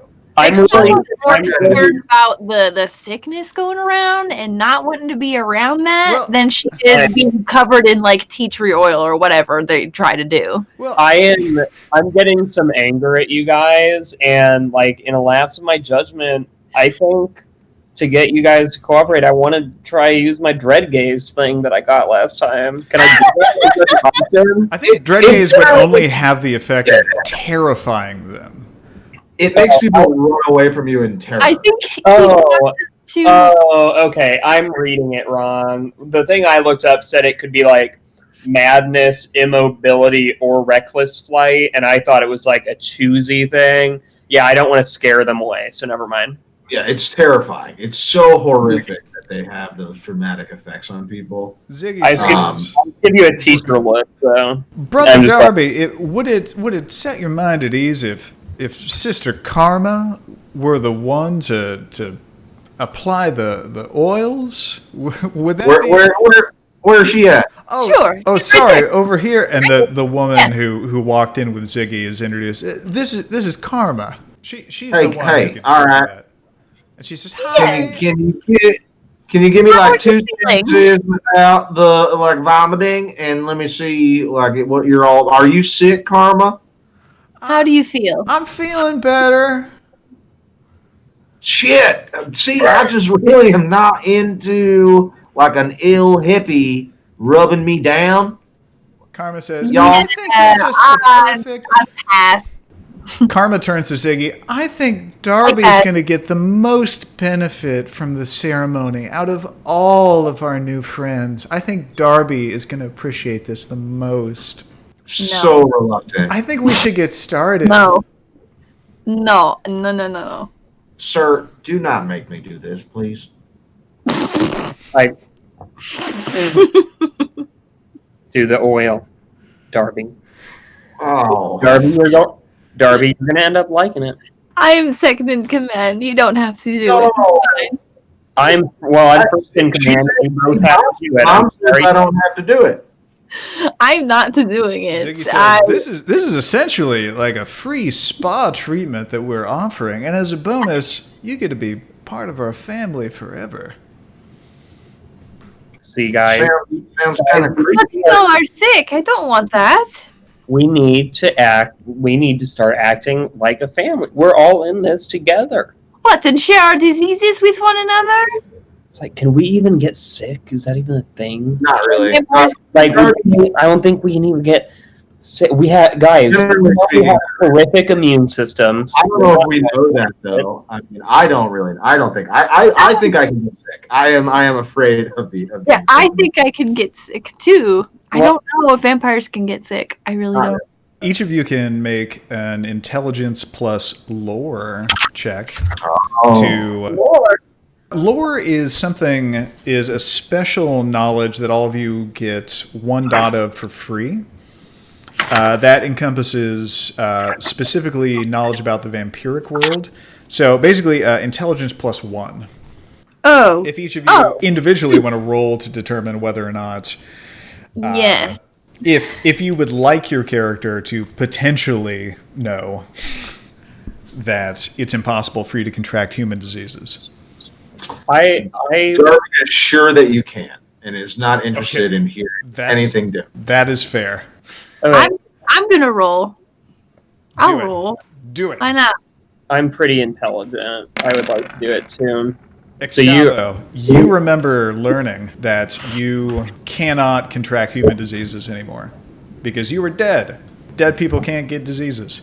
You can, however, contract pathogens and then pass them on, but they can't affect you in the way they can in the living body. I can be a carrier. Yes. This is a service warning about asymptomatic transmission. We just want to interrupt this bad For all for the an viewers important at home, message.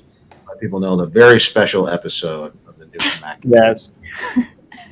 Okay. So despite the fact that other people know this, Darby again is convinced that he's going to get sick, though is going to listen to the prince. So is still I really give you wood. upset, but it's like, God, just fine. Like it's gonna, Yeah, well, I don't think it's, I'm not saying it's fake news, but I just don't like it. We are their guest. And when you're Hey, you gotta listen to the prince, man. Hey, he makes a decision. when you're in a new town, when you're in a new Cammack, sometimes you gotta kind of do as the Cammackians do. Is that what you call yourselves, Camackians? Cammack. Well, I don't rightly know what the demonym for people from our fine community is. Good word choice. Okay, Look at this fucking show off over here.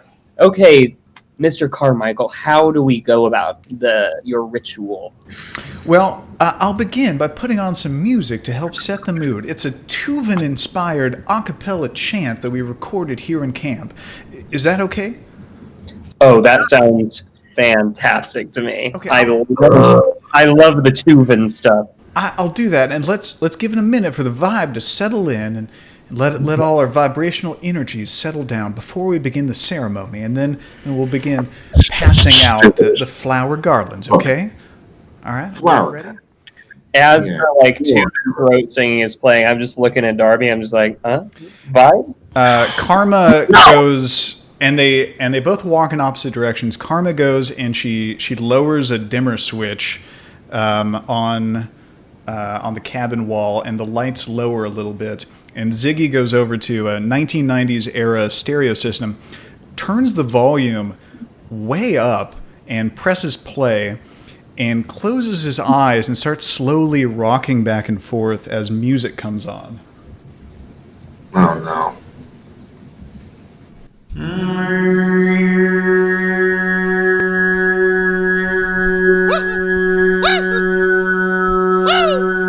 Brother Jeremiah! Brother Jeremiah! Oh, how we love you! Praise cool, right? Brother Jeremiah! Oh, how we love the special kisses you give us! Special kisses you give us that make us sleepy! The special neck kisses you give us on our necks! The little smooches you give us through the teeth! The little teeth kisses you give us that are super not weird! The little teeth kisses you give us on our necks. The gender ratio here isn't weird at all. We don't listen to what everybody says about the gender ratio. It's not a cult. We're not a cult. We're not a cult. We love you, Brother Jeremiah. We love you, Brother Jeremiah. We're not a cult. The woman approaches Excava with a marigold flower garland. She says, "Hi. So my name's Karma, and these flowers symbolize our friendship and your welcome to the camp. Your camp welcome." And she starts shoving it over your head. She crams it over Excava's head. You are welcome now. Yay! Karma goes over to Archibald. I'm firmly gripping Archibald's leg, just like, we have got to get out of here. Like, I am starting to panic a little bit. Like, this is weird shit. This is not normal. Like, we have got to go. Not go. Darby, you need to be more sensitive and tolerant of other cultures. If this is how they I'm totally into it. Yeah. Just really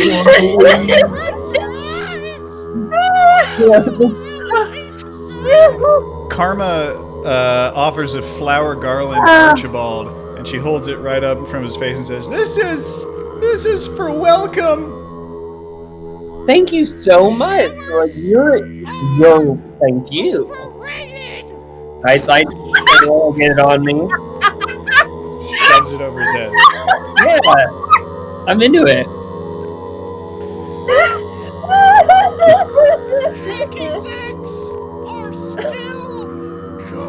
Ziggy begins lighting a handful of incense sticks and placing them all around the room.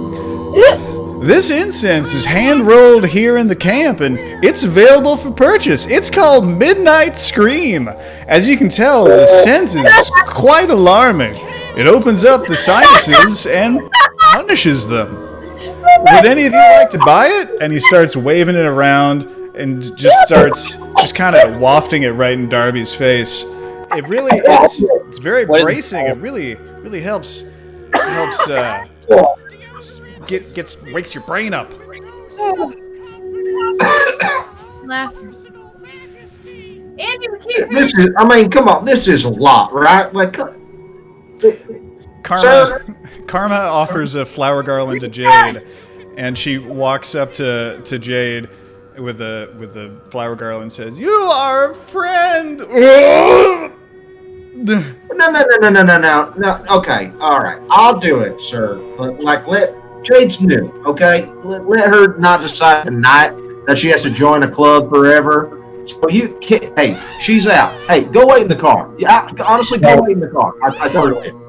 Darby, it's fine. We don't want to offend our host. I'm like commanding her. Jade, you're Hey, no, I'm going to say, sir, listen. Jade is an adult. She can decide if she wants to do this or not.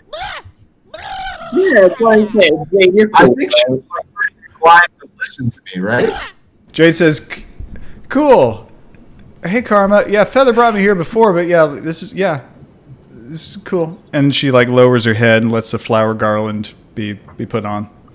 Jade has the right attitude. Darby looks at her like the ultimate Judas, like complete betrayal from Darby. Can't believe it. Just ugh. I know it's getting late, but how about that ropes course? Make choices that may not align with yours. Ziggy turns the song on again, and he approaches the group with a small bowl of oil, and he starts dipping his fingers into it and flicking the oil at each of you. These are essential oils made from patchouli and citronella. It repels insects. Don't want nothing sucking your blood out here. You'll get used to the smell after a while, or you'll lose your sense of smell entirely. Same end result. And he starts smearing the oil all over each of you. He takes like a big dollop of it and he smears it on Excavo's hair. He smears it across her hair. And he walks up to Archibald and gives him like a respectful nod, and he smears it across his hands. It's so. I love it. Welcome to the family. I bet this really gets rid of mosquitoes, huh? He walks up, he just smears it across Darby's mouth. Oh fuck! Just tries to put his fingertips in Darby's mouth with the oil a little bit. No! Oh no! Ticks try to get in the mouth. Lyme disease is a problem. No! Karma. Oh, Darby's so defeated. Karma's walking up with the final flower garland, and she's walking up to Darby, and she's saying, "Happy friendship." And she's walking kind of like Frankenstein's monster, like, "Darby, your turn. Happy friendship to camp to welcome for you." She's walking up with the flower garland. I think I gotta make a self-control check. This is a frenzy. Like this is just I can't imagine anything more upsetting than how this is played out. So what? No, I think it would this be? Might be Roderick? A fear check. Yeah. So normally, I'm just so agitated. So, well, I think this would more closely resemble a humiliation condition. Okay, how does that work? If you think Darby might frenzy, then I would say this would be a frenzy check with a low difficulty. I walk away for 1 second, and there's a frenzy check. Oh yeah. Yeah, I mean, it's like reminding me of that scene from Boogie Nights with the firecrackers. You know, it's just like more and more horrible, stressful shit for Darby, who is just trying to do what the prince wants, even though he's miserable. And I think the flower garland, after the total defeat of that creepy fucking diseased hippie, putting his fingers in my mouth. The flower garland like didn't even go on you. It's just being offered to you. I know it's coming, and I think that this it feels like the coup de grace, the sealing moment of this humiliation. I think is exactly the right word. Well, so how do we? So a frenzy check at difficulty of 4 would be appropriate for being harassed. Frenzy difficulty of 8 would be outright public humiliation, according to the rules. It feels in between those two, like a 5 or a 6. So there are two ways we can do this. We can call it a 5 or a 6, or because you would be, if you frenzied, you would be murdering poor Ziggy and Karma. Definitely. I understand. I understand the stakes. Like I am at my wit's end here. Very not good. Because that would happen, there is actually an alternate way that you can set the difficulty. 9 minus your conscience is an alternate difficulty if you are trying to avoid committing a terrible evil act that would result from Excellent. So your conscience. So that'd be 5. Yeah. So yeah, I will accept 5 as a substitute difficulty. And then how many dice do I get to roll? The number of dice as your self-control, which is 2. Deuce. That's it. No additions. I only get to roll my self-control. Why did I bring this on myself? Because you want to help us tell an interesting story. Yeah, I think it's real plausible. My character was just like freaking out. So, roll those 2 dice, difficulty 5, and Seem to get above a 5. You have control of your frenzy got one for 1 turn. You need to get a total of 5 successes to completely get over your frenzy trigger. Really? Oh no! That is how why it have I works. done this? I didn't know. Shit. This is All right. how it works. 1 turn. I have controlled it. So, Karma still has the flower garland, and we resume the Darby's personal nightmare. Showers are overrated. And she's walking toward you, and she's saying, flowers for you, for friend. And she's trying to slide it over your head. Are you resisting? No, I mean, I'm hating it, but I'm letting it happen. She slides it over you, and she goes, and as it's behind the back of your neck, Smell weird. as it's behind the back of your neck, she's having some sort of distress. Can I use like some celerity? Can I see what's going on and help out? You can do whatever you want. I want to use like celerity and my very strong vampire strength to push Darby out of the vomit wave. Oh no! Oh no!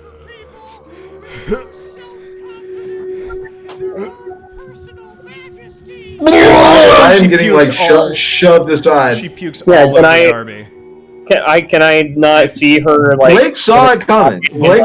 Tried to save me. I think you got to give him a chance.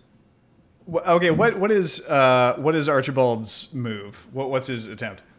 Well, like I'm seeing her gagging, like clearly about to throw up on him, and I also noticed that he's like barely holding it together. I want to move him out of the way because I know he'll frenzy if he gets like thrown up on. What's your strategy? Just real. I'm gonna take the hit.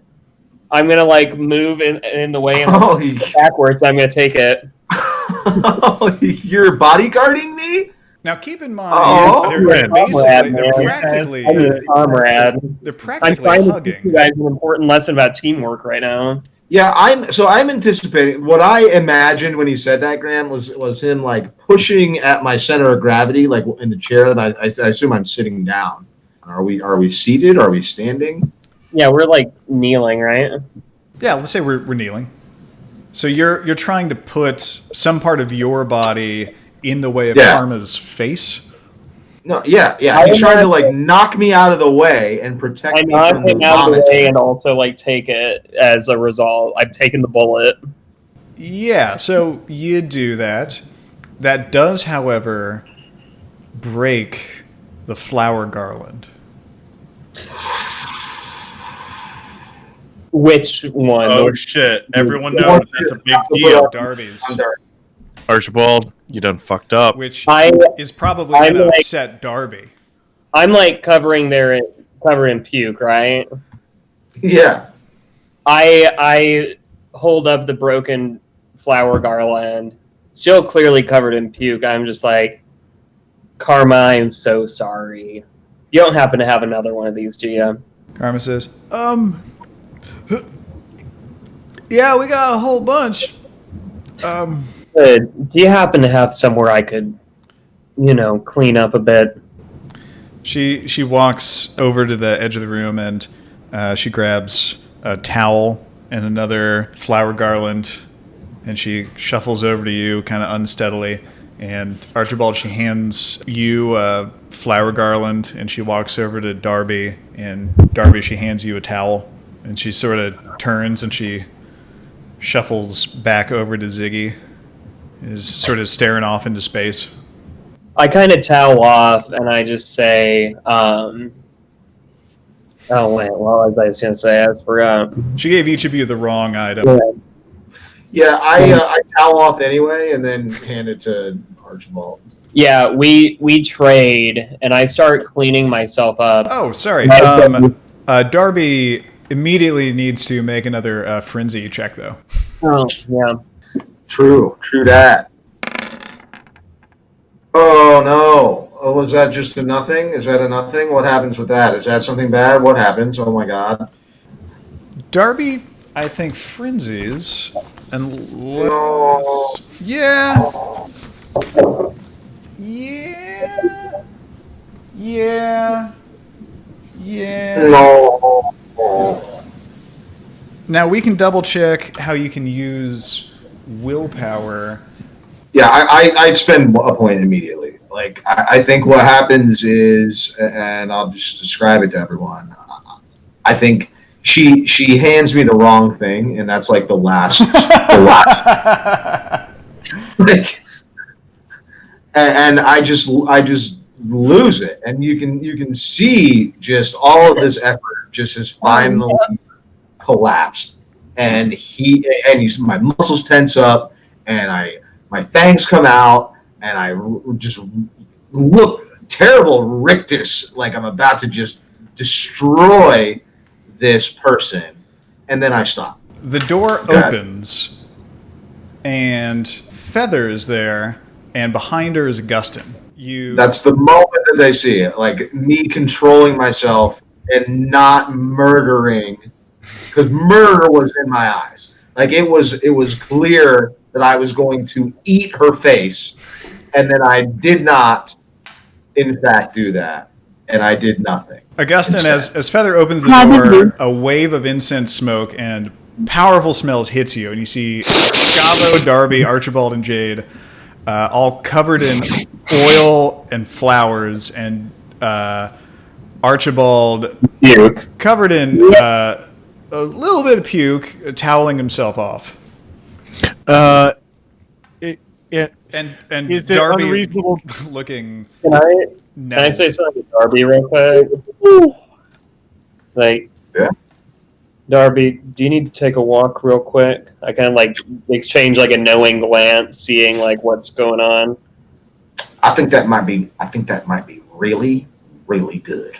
And I just turn around and walk out of the room.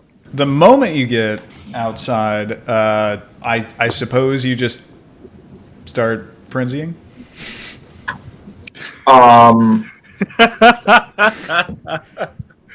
Yeah.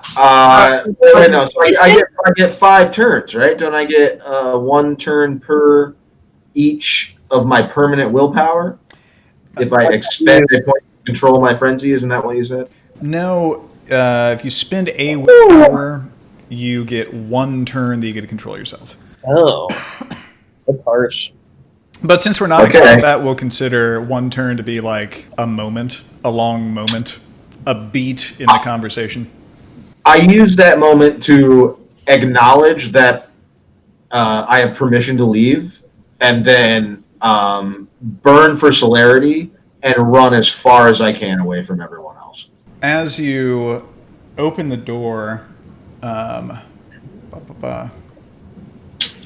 hope I don't see somebody's picture. What? I said, I hope you're not about to put somebody's picture on my screen, because that's going to be unfortunate for them. Actually, no. Never mind. Nothing happens. Darby runs off into the night, and actually Darby doesn't encounter anybody. As Ziggy and Karma alluded to, all the other hippies are sick and asleep in their cabins, and it's only Feather, Ziggy, and Karma that are well enough to be up and moving around, and Feather, Ziggy, and Karma are in the communal cabin with the rest of you guys. Can I look at the three hosts here as I'm toweling myself off and say, so I know you all aren't feeling too terribly well, but I'd love to hear more about this Brother Jeremiah, from the recordings. So before the transition to all this, as vomit was spewing everywhere, I have the sniffy tick. What kind of smells do I smell in the vomit as all that's going on? I know this is a bit of a pause and a look at the past, but what was I smelling in that moment? What do you smell in the vomit? Absolutely. That's a great question. Vomit has a very strong aroma. I think that's fair if you got a super sniffer. Well, not even a super sniffer, just I can't help it. Just Give me a perception plus investigation. Perception and investigation. So if there's anything supernatural, there might be like awareness. Difficulty would definitely be higher on that. I'm going to give it, seven. Sure, 7. well, I mean, the vomit is flying by me as I'm sniffing it, so a higher difficulty totally makes sense. Because spoilers, I'm totally also gonna sniff the fucking sleepers near us because that shit's on their clothes, and I want to see cross comparison. So random people that are asleep, you're gonna sniff them. Smells you can smell with it when you stand in the room. You don't have to be on them to smell them. I think from when they're asleep, I can just poke my nose and just I'm just imagining a Tremere and a Gangrel giving each other tips on how to sniff undetected. This isn't where I thought my character was going, but apparently it seemed to be. You're a huge creep. I think as soon as I open this character up, I think he's been a creep. I think that's who I've been this whole fucking time. Honestly, Tremere are all pretty fucking creepy. He's canceled. Perception plus investigation. Okay. Damn. Oh. So, yeah, 3 of massive success. Yeah. That's, you did pretty fucking well. 3 critical successes.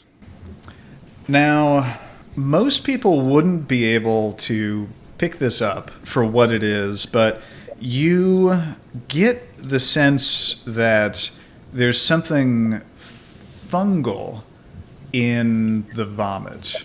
Something mildewy, moldy, mushroomy.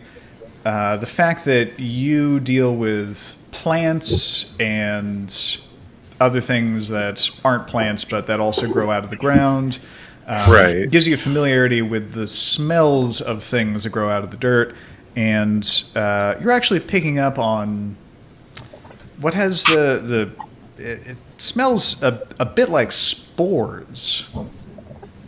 That's something you're picking up on. Okay, so I definitely back off. I get enough of a whiff to know that I don't want that shit in me. I know what it is, and I just kind of step back. And then to the future to where we're at. So everyone, am I correct in saying everyone's exhausted and just generally, what is the scene around me right this second? Right in the now, current. You're in a cabin, a big communal cabin with all of the PCs except for Darby, who stomped off somewhere. There are hippies. In addition to Feather, there's a man and a woman who you have not met yet, but are named Ziggy and Karma. So what would a sniff check on them produce? if I'm thinking about... They smell like hippies. Okay. Patchouli. A body odor. They may have the same fungal sense, though I feel like we can surmise that there's something going around. Like cinnamon for some reason. Who knows? But it had nothing to do with the lay being broken.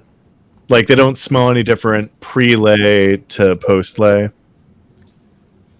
What are you saying? Are you asking a sex question, Andy? No. I'm saying the necklaces they were putting around her neck, one broke, Oh. and that seemed to be a thing. But there was no difference in scent pre that necklace to post necklace. Oh, you're asking if your vampire friends smell differently now. Yes. The one We smell like citronella. Yeah, they smell quite differently because they have stuff on them. Okay. Excavo does not smell different, even though she has flowers on her. Oh wait, And I have the citronella and stuff in my hair. Yeah, no, everybody has oils on them, so everybody smells like the oils. And the flowers smell like flowers. I think, to maybe spoil it for you, there's nothing... The flowers don't smell like fungus, if that's what you're getting at. The flowers are just flowers. Definitely trying to smell the oils. Ziggy and Karma notice you just sniffing all around, and Ziggy's Just like, having a fit, just Like a dog. gesturing around like, does anyone else smell this? Ziggy says, "Well, hello, friend. I don't think I've had the pleasure of meeting you. I Sincerest apologies. believe you were Feather's friend who brought the rest of these fine people here. My name's Ziggy Carmichael. And who might you Indeed, be?" pal. Myself, better. I am Augustyn, and sincerest apologies. The habits they control you. You know, that just smells that, you know, nostalgia and all that of mortal life. Hello. Well, you're an awfully weird one. My friend here her name is Karma Vasquez, and we're awfully glad to meet all of you. We don't get a lot of visitors these days. Pleasure. So Apologies for the kind of strangeness. These are my compatriots. The non-sniffers, if you will. Yes, we are comrades. This one is Archibald? Archibald. How would you say it in your native tongue? Is this Well, an Andy thing or an Augustyn thing? He introduced himself as Archibald. Alas. Are you Yeah, You are the always only quick one with who the draw, does not that's know. Archibald. Are Yeah, you two we've not all acquainted? already. Is You this are the only one who does not know. Only very recently, in an unbelievable story, whose suspension of disbelief you would not be agreeable to. And Mr. So Archibald, were you asking about Brother Jeremiah? I would love to hear more about this fascinating figure, Brother Jeremiah. Well, Brother Jeremiah founded Camp Moonlight about 15 years ago. Oh, he did. Yeah, he bought this land for us, and he wanted a community out here far away from the evils of modern society and capitalism, where we could live apart from the hustle and bustle of all I put his hand up at that. of the corrupting influence of capitalist modern society. So he built this with several families out here in the woods in the outskirts of New Cammack, and he established our way of life out here. And part of that, and the reason why we are Camp Moonlight, is we all decided upon a sleep schedule where we would all rise at night and sleep during the day, so that we would exist separately from the society, and we would live and do all of our work and play when the capitalist machine was slumbering, so that we would exist separately from that world that we were leaving behind. And we would grow crops and sell those crops to the city and help feed the community, and everything was was nice, and we were definitely not a cult, and everything was great until about 3 years ago when we lost Brother Jeremiah. And, I'm so sorry. What happened? He's been dead for 3 years? Oh, I'm afraid so. Well, there were a lot of misunderstandings about the nature of our community. See, Brother Jeremiah hand-selected a lot of the people in the community based on who he saw a pure inner light, and the gender ratio in the camp was not even, and some people misinterpreted the nature of that. I'm one of the few males who was accepted into the camp. It was mostly women that he had a very close relationship with. Yes, I see. Do tell. That was, I believe, misinterpreted by a lot of people in the public. And about 3 years ago, one night when Brother Jeremiah was preaching to us, the husband of one of those women broke into the camp, and that misguided individual, he shot Brother Jeremiah to death in front of all of us. And Brother Jeremiah died right then and there. And we buried Brother Jeremiah here on the camp grounds. See, this being a religious site, we got an exemption. We believe that Brother Jeremiah would not want to leave the grounds and be buried in the city in a normal cemetery. So we got a special exemption. We were allowed to bury him here at the campground. So he's actually buried. We set up a monument for him about 100 yards out back. So we had a kind of second in command, a gentleman named River Erickson. He was designated as a person who was to lead the camp if anything ever happened to Brother Jeremiah. But after Brother Jeremiah left us, River didn't want to lead. He left the camp and he got a place to live in the city. He still visits us every now and then, but he's not really with us anymore. And he said he didn't want to be our leader. And for the first time in about 12 years, we didn't have a leader. We didn't really know what to do. So about half of the community left, and that included all of the mothers who had children, who had to look after them.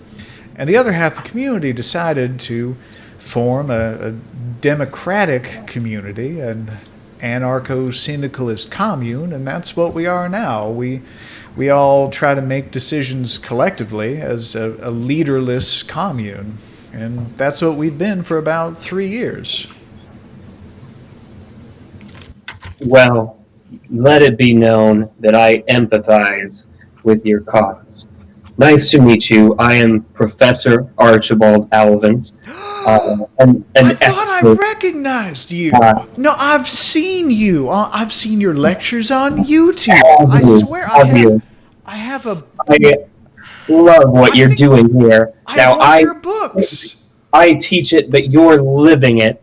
And we are all new in town, but you have my full support and assistance with your endeavors. And I think you'll have help with this one, or this one's help with the tomatoes. I can't believe I swear I knew you from somewhere.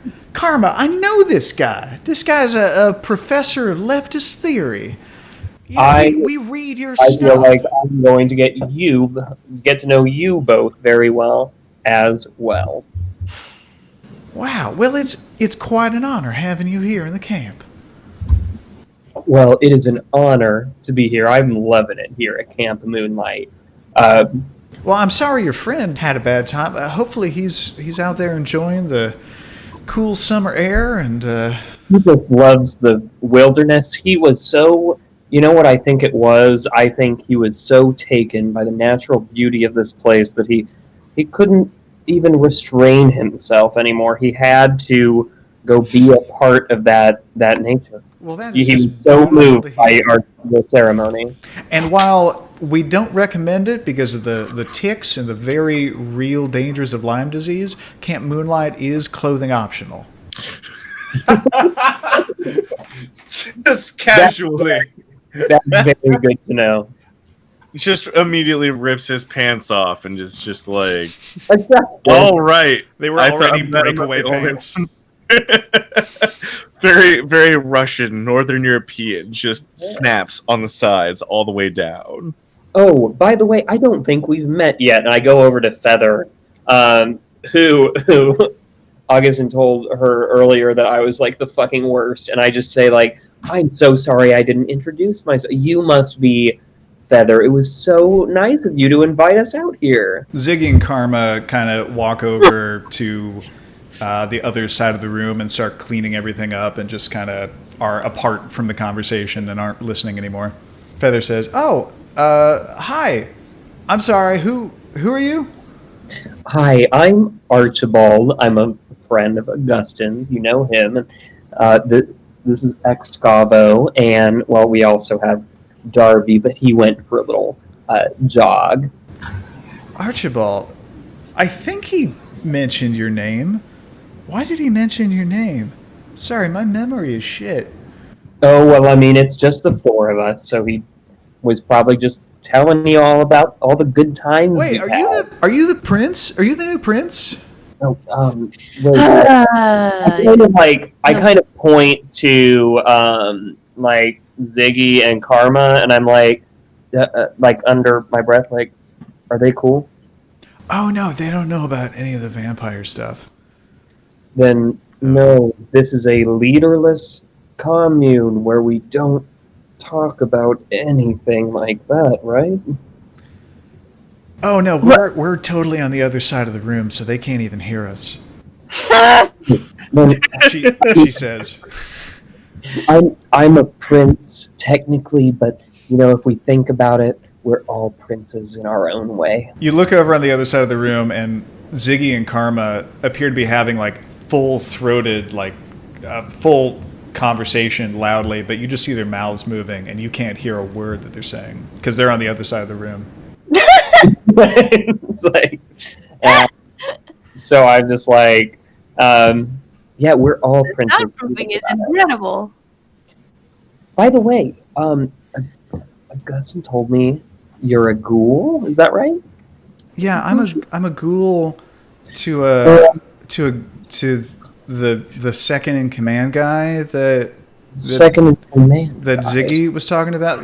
River Erickson, the gangrel. Yep. So like no one here knows about vampires, but like Brother Jeremiah was a gangrel, but like no one knew that. And then there's only like one of us that he like told that he was a vampire, and it was River, and then he embraced River, and then Brother Jeremiah died, and River only ever told me about it, and then he turned me into a ghoul. So that's the story. I would like to ask you just a couple more questions about that. Do you know where your master is now? That's a thing. I kind of don't. He's been like weird lately. So normally we would like hang out on a pretty regular basis. Like I'd come over to his place like a couple times a week, and he would even come over to camp like at least once a month to like visit everybody and say hi. But like a couple weeks ago, a couple months ago, he started acting a little weirder than normal. He started acting like, I'd say like paranoid. And then I got this text message from him a couple weeks ago, and it just said, "Something's wrong. It's not safe to see me. Don't come over to my house. I'll contact you when it's safe." And then I sent him a few more text messages saying, like, "Hey, what's going on? What's wrong? You know, talk to me. I'm worried about you." And he never got back to me. So I like I haven't been over to his house because he told me not to be, and I don't know what's going on. So, do you guys know Barry the Bruja? We do not. I would love to meet a fellow Bruja. Well, I didn't know what was going on with River. I just knew that like something's going on with him and he needs a space, drama queen. But a little while after that, like a week and a half ago, Barry contacted me and asked me for River's address. So I gave him River's address, and like an hour later, he called me again and said River wasn't home, and said, "Hey, I might stop by Camp Moonlight later to check for him around the camp." And I said, "River's not around here." And Barry was like, "Well, I'm going to come by the camp and check for him anyway." And the whole conversation freaked me out because it sounded like there was like a problem with River. Barry was talking about him like the cops talk about when they're trying to find like a dead body or when they're trying to find a serial killer. Yeah. I just thought River was being moody or something, but now like, you know, people are looking for him. And Barry didn't seem mad or anything. He just seemed like, you know, I'm trying to find him, you know, where is he? And it really freaked me out. So I didn't see Barry that night. I didn't see him come to the camp, and I haven't seen him since. I tried calling him the next day, but all of my calls went to voicemail. I tried staying up real late for Barry, but I was really freaked out, and I must have dozed off, and I had a nightmare that I was hearing weird sounds outside my cabin, and then I haven't seen him since, and Barry's just been gone. Feather, we've been investigating a lot of strange things going on in this town. We just arrived here like yesterday. But we're going to help you find Barry, okay? But until then, I know you're probably happy here, but we're really new and we could use all the help we could get. Since you're not really ghouling for anyone right now, would you want to be our ghoul? Well, it's a little weird because I feel like I kind of made a commitment to River, but honestly, like, I'm kind of jonesing for some blood because it's been like weeks, and usually I need a fix like at least once a month, and I'm getting close to needing to be re-upped. So maybe River wouldn't really mind if because we're helping you find him, and also we can get you into Club Wonderland for free all the time. We own the place. What? He owns the place. Gestures towards Archibald. That is the draw. Oh yeah, because you're the Didn't new... like Excavo sign it or something, or did we all sign it? I don't think any of you actually said that you signed the paperwork yet.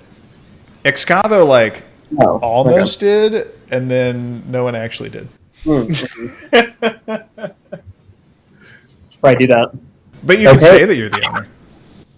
Well, yeah, we're the owners, and we can get you in for free, and we're going to help you out with this whole thing. Yeah, like, Barry's a good guy. I think we need to find him. Like, I don't know what happened that night, but something happened that night. Like, I don't know if he came back to camp and just I didn't notice it, or... Well, we'll get to the bottom of it. Jade turns to Feather, and she says, "Hey, Feather, by the way, something else cool happened recently." And Feather says, "What?" And Jade sheepishly extends her fangs. Feather goes, "Oh, no way! That's crazy!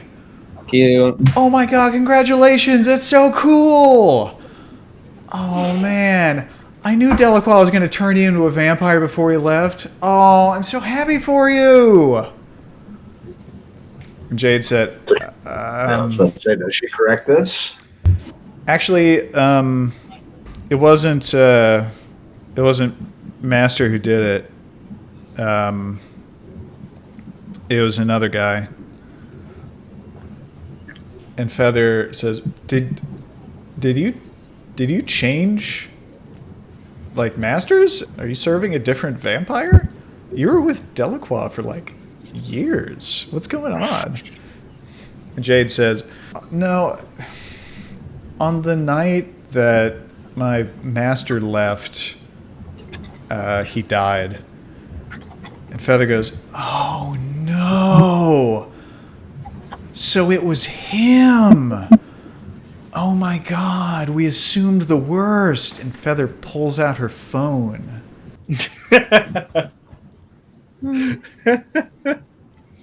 And Jade gets this confused look on her face. Huh?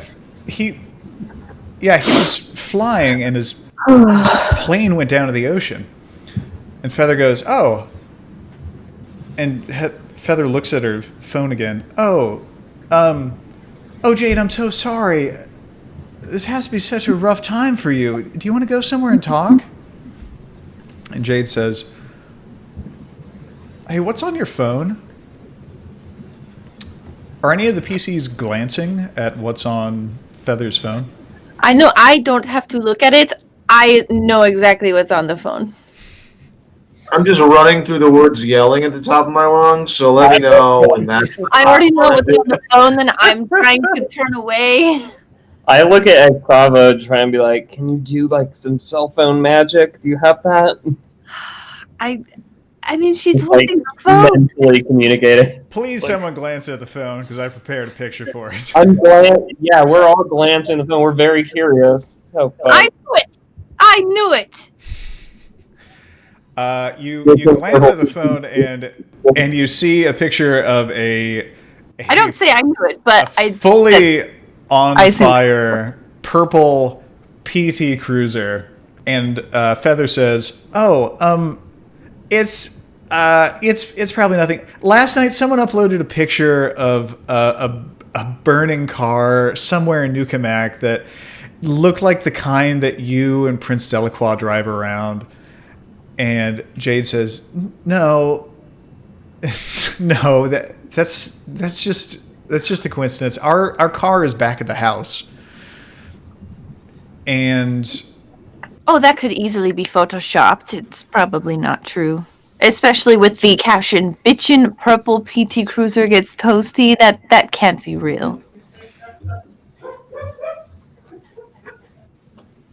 And all of a sudden, the door to the cabin bursts open a couple feet, and some small animal rushes in and runs behind a couch. I'm ready to end it there. That's a good spot to end it. Cliffhanger. PT Cruiser, small animals. Yeah. All right. That's it for this session of New Cammack. What ran in? What will be the consequences? What has Darby been up to in his frenzy power walk in the woods? What will come of this alliance between Camp Moonlight and the gang? There needs to be a name for this squad of player characters. The New Cammack A-Team. I like that. I feel very suspicious about the death of Brother Jeremiah. It doesn't seem like a human husband could kill this guy. No, you shoot a vampire enough, it'll go into torpor. Oh, really? Or you can shoot a vampire to death? Or if a vampire can just pretend to be dead if it doesn't want to be alive. Or if it wants to protect I do want to dig up the grave a little bit. Do that.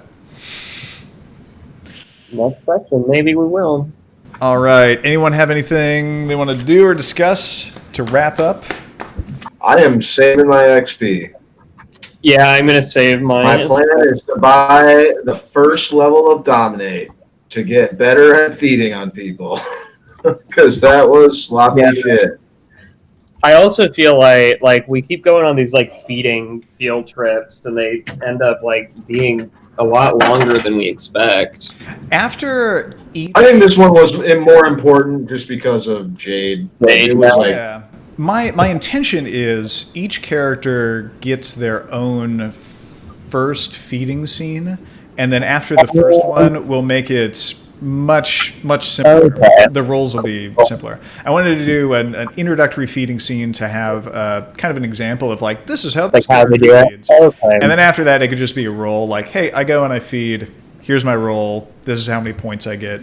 But we don't actually have to, do Yeah. a whole acted out scene Awesome. because that doesn't really contribute to the story as much as. Yeah. That's what I was saying. Is like I felt like it wasn't contributing to the story, but now that I know your intention, like that totally makes sense. Yeah. Cool. Until next time. Until next time. When we wrap up this Camp Moonlight encounter. Woo-hoo. Peace out. All right. Have a good one.